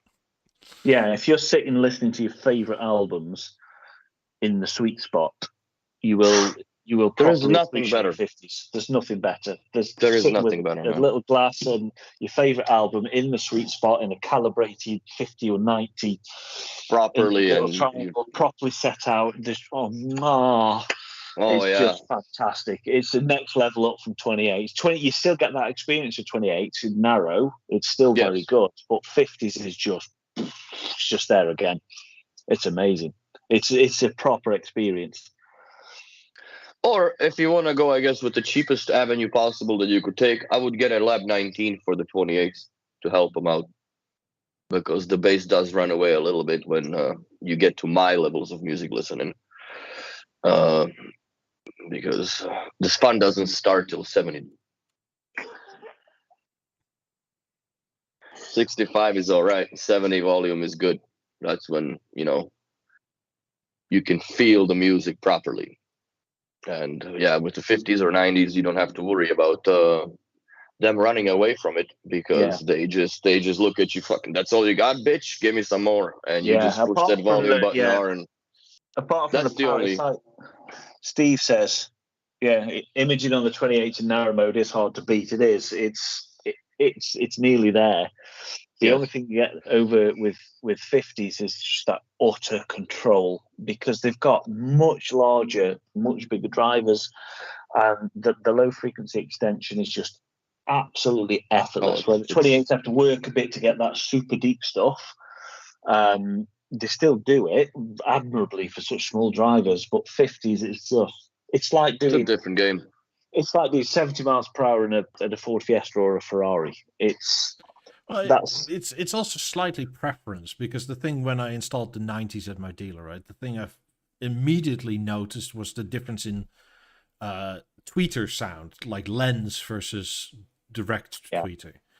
And that's a similar difference on the 28s versus the 50s because 50s is lens, which is open and airy and very typical B&O Lewis sound, sort of era sound. Yeah. Where, like I think I said yesterday or last week, where it's a sort of difference between 17 tweeter and 18 tweeter. They're exactly the same, but they sound way different. They do. It's like I feel 28s have the same sort of signature as Balance and Level and Emerge, and it's just they're all. When I go from A9 to Level, wandering through rooms, there's still that layer there of it. You can tell it's a Bang & Olufsen, whereas some of the older ASC stuff sounds a bit different. It's I don't know. It's 50s are hard to beat, man. If you're only using music, I'd rather have 50s than 428s. If you're using it for movies connected to a television or a theatre, then I'd go 428s. That's right. If you're a movie buff, I would go with 428. Yeah. But only for music alone, if connected to a core or something, or their own engine, I'll stick to 2-channel. But I'm a bit of a nerdy purist like that. I don't like 4-channel music. I prefer 2-channel in front of me. I mean, personally, I don't.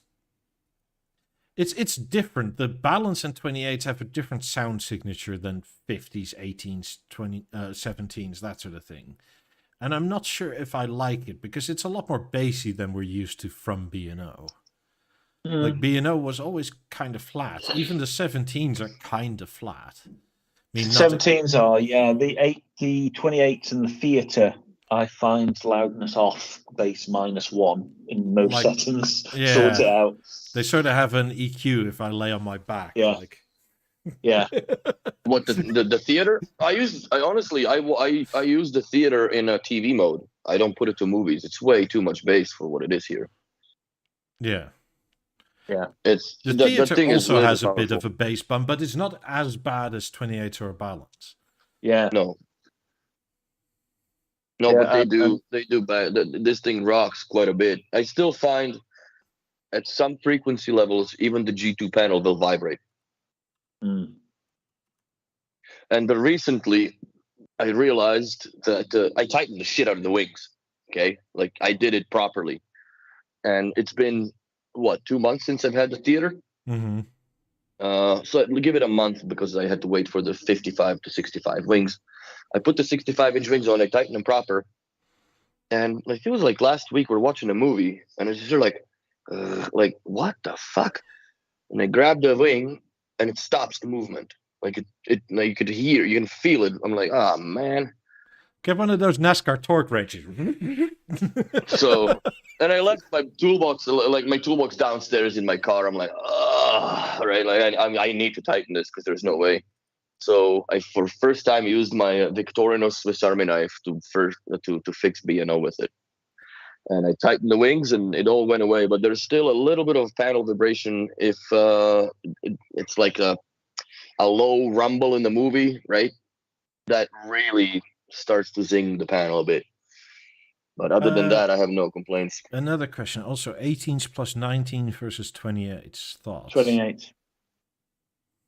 28s for the imaging. For the imaging and for the room sense that they do, it's just an overall, in my opinion, it's just an overall more balanced.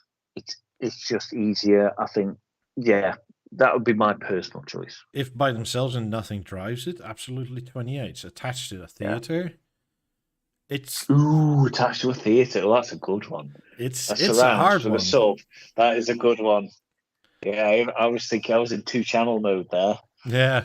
Well, I even used my 18s and 17 with a 19 though, because I also got a 19 that's hiding there somewhere. Why wouldn't you, right? Yeah.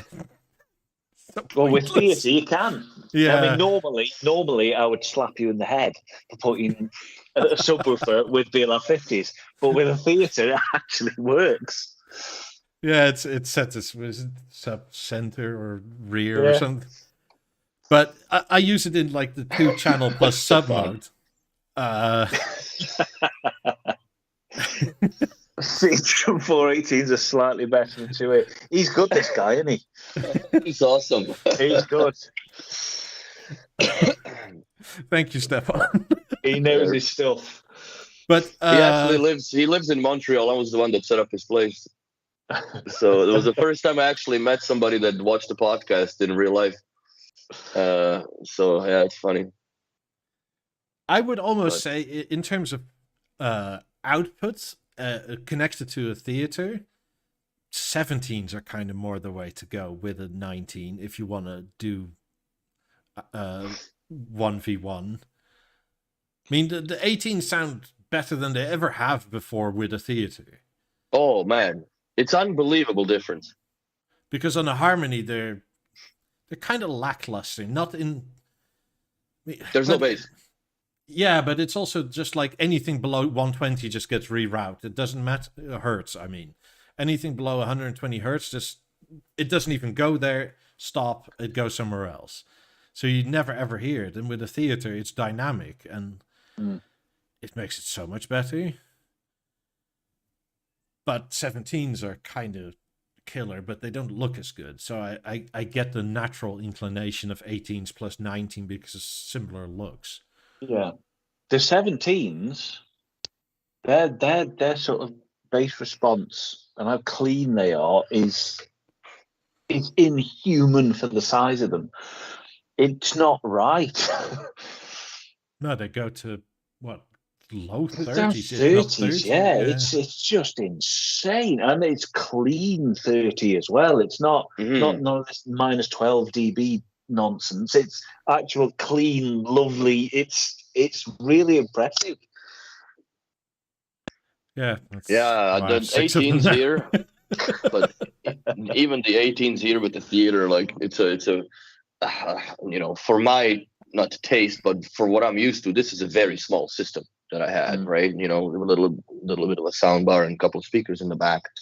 But what this does, watching movies, it is insane. Oh, it is. The bass management system on theater is it's over the top. It's immense. They've nailed that perfectly. They've nailed it perfectly. The fact that they've gone back and measured everything since Penta, to get the latency of the drivers and the frequency responses and the phase, and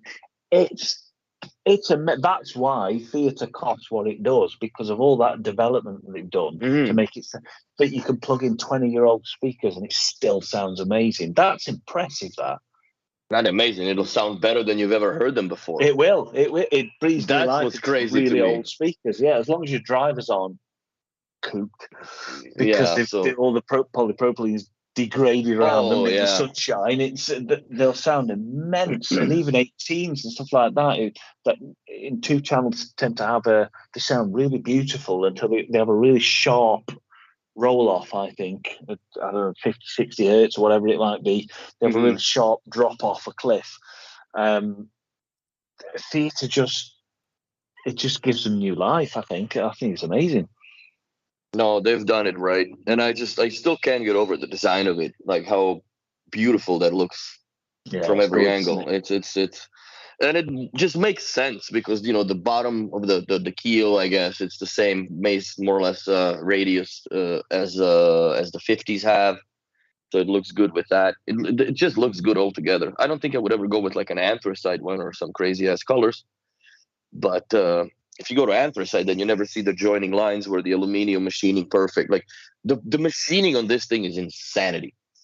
Yeah, it is. The CNC machines that they have in B&O, it's just ridiculous, man. And I've seen them in real life when they were at the time they were CNCing the top rails for the BeoVision Avant 75. It's a huge rail of aluminum, and this thing just goes and carves and drills and it was insane to see it, and it gives you a good appreciation for what it is, because a lot of people, like you said, it's just like, why is this thing $10,000 or more, right? Well, fudge, like the amount of tech you have in it, A, B, this thing is now cross-compatible back with all of your speakers that you probably have ever owned from B&O, if you had any before. Yeah. And I think also that even though that they intended as a standalone soundbar, that it's part of like a soundbar category, I think that should have been introduced as a full integrated BeoVision setup. It should have been in the BeoVision. I understand because you can separate the displays, and that's not a proper BeoVision at the time. But just given the fact of the backwards compatibility with this product is absolutely stunning. Yeah, it's lovely. Because also, whatever speakers you have. Well, yeah, like you said before, but this aluminium work, even on something like this, right? If there's like a blemish of impurity there, they toss Garbage. it. Yeah. Yeah, it's done. It gets melted down and reused. I mean, if it's plastic or Sony or God knows who else, even the revived Nakamichi, like, okay, whatever, it's fine if there's a blemish, dimple, whatever. We're not after perfection. B&O is. Yeah. Like the amount of remotes that they just toss because, I don't know, something scratched a little that you can barely see or will buff out. I have a remote that I picked up from the dump bin in Factory 5 when we did the tour. And I had the guy sign it for me because it was a reject. To this day, I can't find what's wrong with that remote. The chassis. I can't find what the fuck is wrong with it. Like, it was rejected. I don't know. There's some sort of imperfections that I can't see. But these people... it's gotten to the point, I think, whenever we're getting to the tour, that these people get so good in spotting imperfections in aluminum that they had to tone it down a little bit because, like, it would reject in way too much that people would never see even. So, yeah, the attention to detail is just superb. Just superb. But then again, also this product, I don't think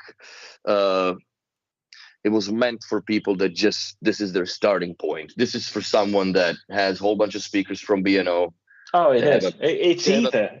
Yeah, either or. It's a standard soundbar. It's just a soundbar with a panel, or it's a full fat BeoVision with 6 or 8 speakers connected. It's what you want it to be, and you can upgrade it over time. It's not stuck to what it is. You've got the soundbar, and it's capable of so much more, and you just add to it over the years. I think it's amazing. Well, there's no other product as far as soundbar is concerned that you can actually have a remote control that, with like let's say BeoLiving Intelligence, will forward the commands. You usually have that from the like a control force system, right? It's the remote that does that. Where this is you tell that to tell that instead, and or vice versa when it comes from the gateway injection commands. So to me, it's just there's a reason why there is a podcast number 250, because we just love the product to death, and I do at least, and it's just a hobby and a passion, and something that even no matter what, people come over here and they look at this, they're first like, what the fuck is that? I'm like, oh, it's a TV, stupid. Can you not see the picture on it? But then when you see the design and everything else, and you know the TV turns, and it's just the wow factor that it's stunning. Sometimes I wonder if you go too hard, like where you dropped on your head as a baby. I just see it's a TV. Yeah, like Guy says, John, could you send HQ an email to from customers that could they please make satellites for the theater or BeoLabs in general that you can mount on walls? Since we have Atmos now. You never know. You never know what. I know that they're coming up with stuff. I can't say anything. I know can't stuff, say anything. obviously, but I can promise you all that this year is going to be a good year for stuff coming out. There's some really cool stuff coming, which I can't say because I'll get sacked. So just chill your boots, just calm down, and there'll be some cool shit this year, I promise. That's right. Yeah, I can't say nothing either, and I know. I mean, I would subscribe to Olufsen Preston YouTube channel to see the review, or not review, the overview of what the second it's launched to market. That would be my personal advice. I can say a bunch of stuff about it. I'm not under any sort of contract, and I won't be sacked. But yeah, but not while I'm here. You won't. Shut up. Yeah, no. We've made the vow that we won't be the leakers on this podcast, and we usually mitigate that shit instead of spreading it. So yeah, if you're leaking, I can't come on. So yeah, I don't want to leak. No. I mean, I've told B&O this several times now. Like, we have no professional relationship other than I love the company. If they leak it and it becomes so undeniable that that it's so obvious, then can we just ignore it for months? Because B&O, sometimes it's months ahead of time, and I'm the one telling you didn't oopsie. Make a new channel, Mickey Leaks, as David says. Mickey Leaks. Yeah, I won't be a guest on that one. No, neither will I. I can't. I seriously don't want to, even if I could.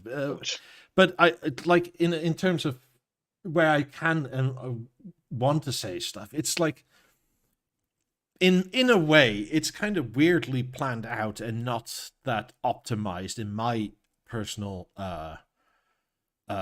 opinion, is that you have something that's Atmos capable now, a theater, but you have no height speakers. So anybody that wants to mount something on the ceiling or a wall like IF-17s, you're relegated to the second-hand market. And this is all money lost, because I could have come to you, John, and bought a bunch of speakers off of you. And yeah. I mean, a lot of people, if you have, I don't know, like the piano people, like, would they care that it's that's a bit more expensive versus secondhand? No, because you get warranty. It's just that, and also, I guess now the biggest limitation is that you don't really have any other choice. You start with 18s, and if you want to have small satellite speakers, the only workaround essentially on it is to hide an amplifier from the shape in the rack and just run the cables to the back speakers and just maybe have a tile. And I like Celestials even, but I live in a concrete box. I can't just start digging in here. Yeah, that's the other thing. I mean, if you did another manufacturer cinema, high channels, generally speaking, are in ceiling speakers. Yes. There's nothing that you mount on the ceiling. It's in it with a big bloody hole. And I was talking to somebody recently, and it was like, and I don't want to make it sound disparagingly, but they were sort of proud how many theater users still use BeoLab 3s, and it's like, But don't you see the problem? It's because they have to. There's nothing in that size available now. Mm-hmm. Because a lot of people would buy something that size if it was available new. I mean, especially if you I don't know, don't have a local dealer that's friendly, like John from Preston, where you can ask for like serial numbers and stuff. I don't know, you can buy 3s that are over 10 years old now. And then you need repair because these chassis are also not, they won't live forever. No. And my repair buddy, Bio buddy on the Discord, he found that for the original ones, the sort of was it the sort of air seal on the back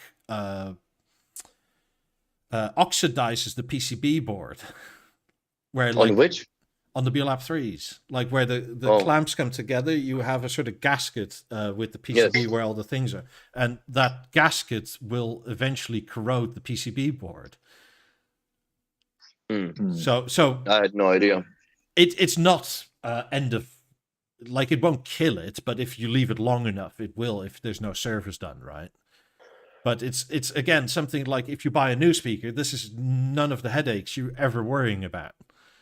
No. Well, I guess the thing is, if you buy a set of Lab 3s, like the first thing I would do, open them up and rebuild them, most likely.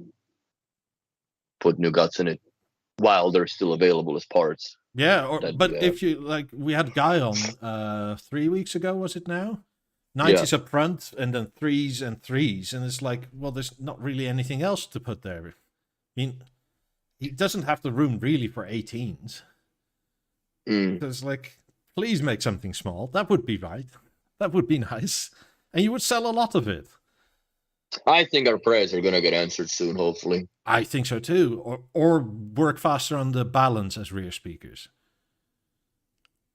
I mean, that's But how would you do that? Then that would have to be done through Mozart and network. And I think that the problem is with that now you're entering a territory of hanky Wi-Fi networks and whatever else people have, versus having something that is a WISA protocol that is specifically just designed for a transmission of sound, right? So, like you're facing a risk that you're watching a movie in surround, and then your kids start to play games or downloading torrents or some nonsense, and everything's shot. But I don't know, maybe you do a subnet then and just run those speakers on a subnet completely different and independent from everything else in the network. Yeah, I suppose that's up to the how good your installers and your dealer is, I suppose. Yes, that's Wi-Fi. right. Also, that's right. Most modern routers, I don't think your kid could mess it up like that, because that would mean with torrents and stuff, you would have to saturate a gigabit local network connection, which is nigh on impossible at this point in time. Yeah. I mean, I have gigabit up and down, and it's hard to saturate, even with uploading to YouTube whilst watching Netflix and that sort of stuff. See, like I was under the impression that the switch inside the theater actually distributes network if it's sitting on the Wi-Fi, but it doesn't, because I have my TV hardwired to the theater, of course, for the control, but it doesn't read the Wi-Fi, or it doesn't read the network off it. Obviously, just you have to connect the TV to the Wi-Fi. Yeah, that's also the thing what Steve says, but your kids could still stream music to your balance while it's trying to be a rear channel. I don't think that would be a problem, because I think BeoLab 28s do that already. They can be speakers connected to a theatre or a harmony, and they've got their own streaming engine. But as soon as that power link, whether it's WiSA or wired, is activated, everything else is shut off, and the TV takes control of everything. When the TV is off and the power link is deactivated, then it becomes an audio system. Speaking of that, in terms of the tuning, I actually liked my 28 more on the BeoLab mode versus the Beosound mode. They sounded a bit more neutral in my ears. I thought, the TV's doing a lot of the processing there, isn't it? And at the time it was the harmony, but they got full signal, as in I made sure in there, like, because I had them as left and right only. So the harmony was only acting as a core, basically. Yeah. But the Mozart sort of, the DAC seems to give it a bit of a bass belly, which is not bad, but it makes everything sound modern. Mm-hmm. Like, it's like, ooh, this is Beatles song is from the 2000s. Yeah, I know what you mean. It's just the difference of playing a vinyl compared to Spotify is quite the difference. Yeah, Spotify is really quite bass heavy, but then you play a vinyl, it's just lovely neutral. It's warm sounding. It's just more got natural. a different sound. Yeah. Is your vinyl addiction still alive? It is. It's nice to resurrect it. It's only a recent thing. I bought a new cartridge for the deck. It's my dad's old deck. New phono stage. Yeah, it sounds wonderful. I love it. And you play it through the A9, right? A9, yeah. At the minute, I played through the stage at first, but now A9. And I've got my little collection of vinyls that some I bought myself, some from my dad, some old Pink Floyd and Fleetwood Mac and all that stuff. And Nick has also got a little stack of vinyls of similar cool stuff. It's ace. I listen to that music too, quite literally, because it's good music. It is. Yeah, Fleetwood Mac, Pink Floyd. I've got some Foo Fighters. I've got all sorts. Like ELO is another one. War of the Worlds on vinyl. Oh, it's just amazing. This is just a radio program. Don't panic. Oh my god. Yeah, I no vinyl for me. What deck do I have? You've probably never heard it. It's actually it's not a B&O, unfortunately. Yeah, there you go. My dad just answered you. It's I'm showing your deck now. It's a Revolver SEE. I'm not. Understand me this. With a Lin tone arm. It's quite old. It was my dad's. I've just put a new Autofon 2M Red cartridge on it. It's not a super expensive thing, but it sounds wonderful. Mm. Do you want a golden Beogram 4000? Oh, I wish. Well, look at the screen. It's there. Wow. Yeah, I'm done with the vinyl. Let's install Tidal. See how the Tidal Connect works. Somebody actually went through the trouble of 24-karat gold plating this thing. That's mental. They did the one that I've showed the Beolab 90s that they did. They were gold plated. Maybe this gold plating on the Halo will stop the rattle. It gives it that extra depth that it needs, so it doesn't rattle anymore. I started working on some people here to get me a walnut cover for the Halo. That's what I'm gonna do. You can ask Prestige as well. Do they make them now? I'm sure he's willing to accommodate a special person like you. Oh, I don't want to be that special now, bro. I'll just do it with let's see if my old login works for the Tidal. Nope. But I'm wondering how much is a Tidal? $20 a month? Yeah. Something like that. You should check though if you can use the trial. That's what we talked about on Tuesday as well. Because they give you a free trial period. In your free trial period, you can give somebody a gift card for a year of Tidal, and that gift card is $95, and then you can give it to yourself with a different email address. Oh, really? Yes. Okay. But I'm not sure if that deal is still going. Playback quality. Okay, let's go. Where do I find stuff? But Tidal is all MQA, and so it just defaults to CD quality. Because B&O can't do MQA. Well, now that there's a Spotify Connect support, I wonder. Well, they still can't. Like, it's a codec. They don't. They can't decode. Jason parties with Sasha Alex Sloan. Please welcome to start a subscription. Oh, you bastards! So it doesn't let me play till I actually. I have to start a subscription. Tabarnak. Okay, we'll figure it out. You're becoming very French, really. I know. Easier to cuss that way because then the YouTube algorithm doesn't get messed up. Omelette du fromage. Omelette du fromage. Oh God, I don't know. That's but it's always fun. Always fun with B&O. I wonder what's in store for me tomorrow. I mean, with the whole title thing, I still like Deezer. It just works, and I don't need to connect and that bullshit. You know what? I tried to say I was getting a new music service when I moved and to get my own thing. And I wanted to sign up for Deezer for the Deezer Hi-Fi to take advantage of it on stage and whatever. But the app was just shocking. I couldn't even get things to play on Chromecast.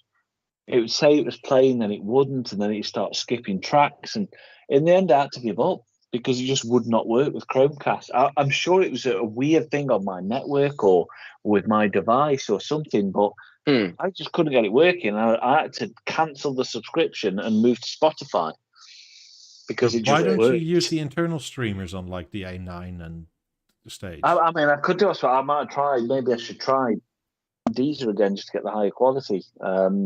Because Spotify doesn't sound great sometimes. Have you ever come across this issue that you are unable to AirPlay into the emerges and levels for some whatever reason? I've had few instances where it would not work off of, let's say, the client's iPhone, but it works off the iPad. No rhyme and reason for explanation whatsoever. Don't know. I used to use it a little at Manchester. Don't really use it. I use the B&O multi-room app, and then at home I'm Googled up. it's all Chromecast. There was a question earlier up by Facts and Reason that was asking if the theater can control multi-room products. Well, I don't know what the question actually is for multi-room products. It can control them, I guess, in a way that if you're playing multi-room and you skip tracks, it'll skip tracks throughout the whole house because it's controlling that way. But if you do want to have, let's say, a light and control commands go through the theater, telling your thermostat or your blinds or your lights to turn off or shut down or roll over, you need a BLI. Like, you need a BLI intelligence in order for that all to be utilized. The theater doesn't do anything like that on its own. There's a whole home automation sub groupings on the Discord. And was it Home Assistant apparently through the theater works really well. And so people are trying it there. They're sharing compiled code and stuff and or commands with each other. So if you want to have a look how that potentially could work, it's on there as well. I think Billy is one of the ones that keeps that part alive, and Christian, obviously. I mean, our master brain home automators that know everything. I mean, it's a bit above my head because my house is dumb by design. But, mine's dumb by circumstance. I hate the circumstance. I would put, oh my God, everything in here. The only thing is so centralized and so controlled that like I couldn't really do anything with the climate control in here. That's one thing that sucks. And also the lights, whatever. A few more months and I'll be out. Yeah, that'll be something because here climate control is like, ooh, it's warm, I'll open a window. But in the US, in Florida especially, it's like, I'll actually need climate control because it's fucking humid and really hot. Oh yeah, you're not opening windows or doors and shit because then you got ants and whatnot coming in. It's I'll fight them. Oh, bro, it's interesting. Those few weeks that I spent in Florida were interesting. You wake up in the morning and because I've lived in this Airbnb, there's a few other people in there. We had our own room and whatever.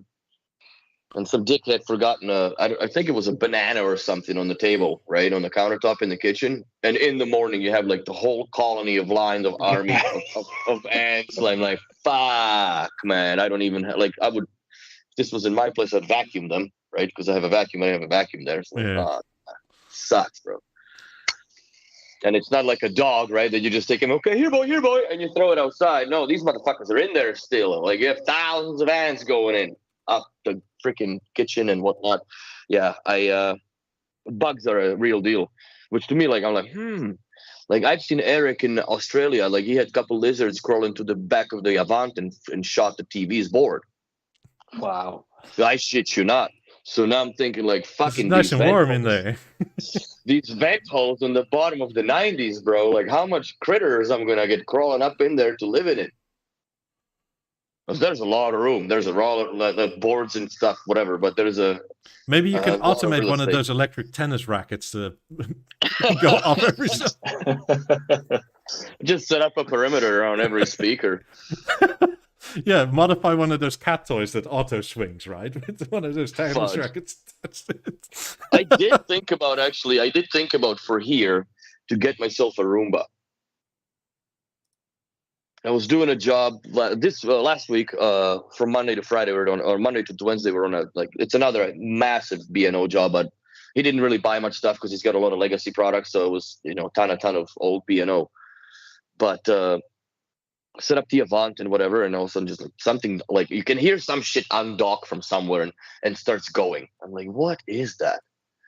And then I go to the room and it's this little Roomba and it's got a little sprayer thing and it mops and then I stood there and like a dummy, right? Like watching like a monkey watches polish rock. And it just like it did its thing and I was like watching the patterns. I'm like, I could use that here. I could use that. I have no stairs. I don't have much for that thing to bump into other than the platter from the theater. Apparently, that's called the Brava jet. What's the Brava jet? Oh, the little. Is it the spray Roomba thingy? one? Yeah. Oh, sick. Let me look at that. What's it called? So, bro, like we got people in the chat being all helpful and shit. Brava. Brava Jet M6, bro. Oh, dude, word. I get the black one. $600. That's not bad. Good God. I want the one that. Oh, that's $1,600. That's different. Oh, what does this do? Well, we lost Willie. I'm gonna call it for tonight. Oh, this one self dumps. This would be cool. Thank you, Roomba. everybody, for watching. Please remember to go to Prestige Creators. Use promo code Wikipedia.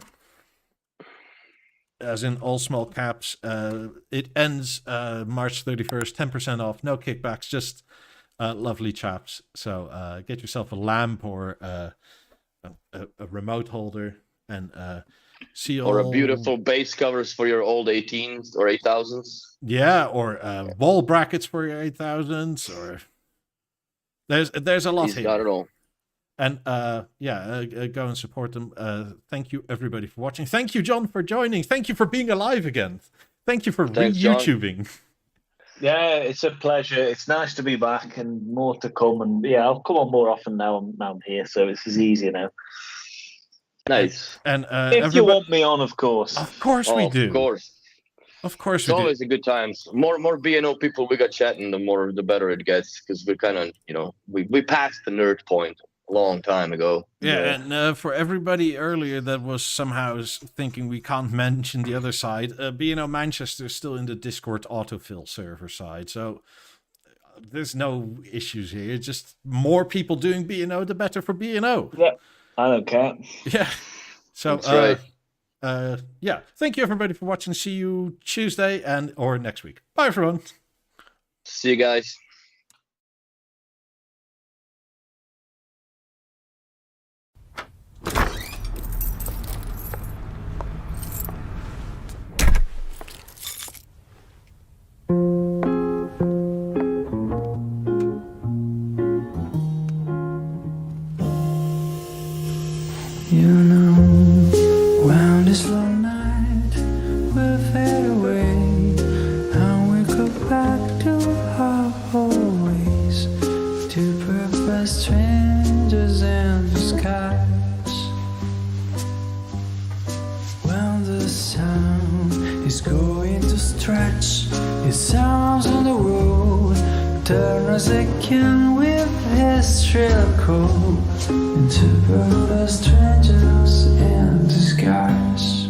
But until then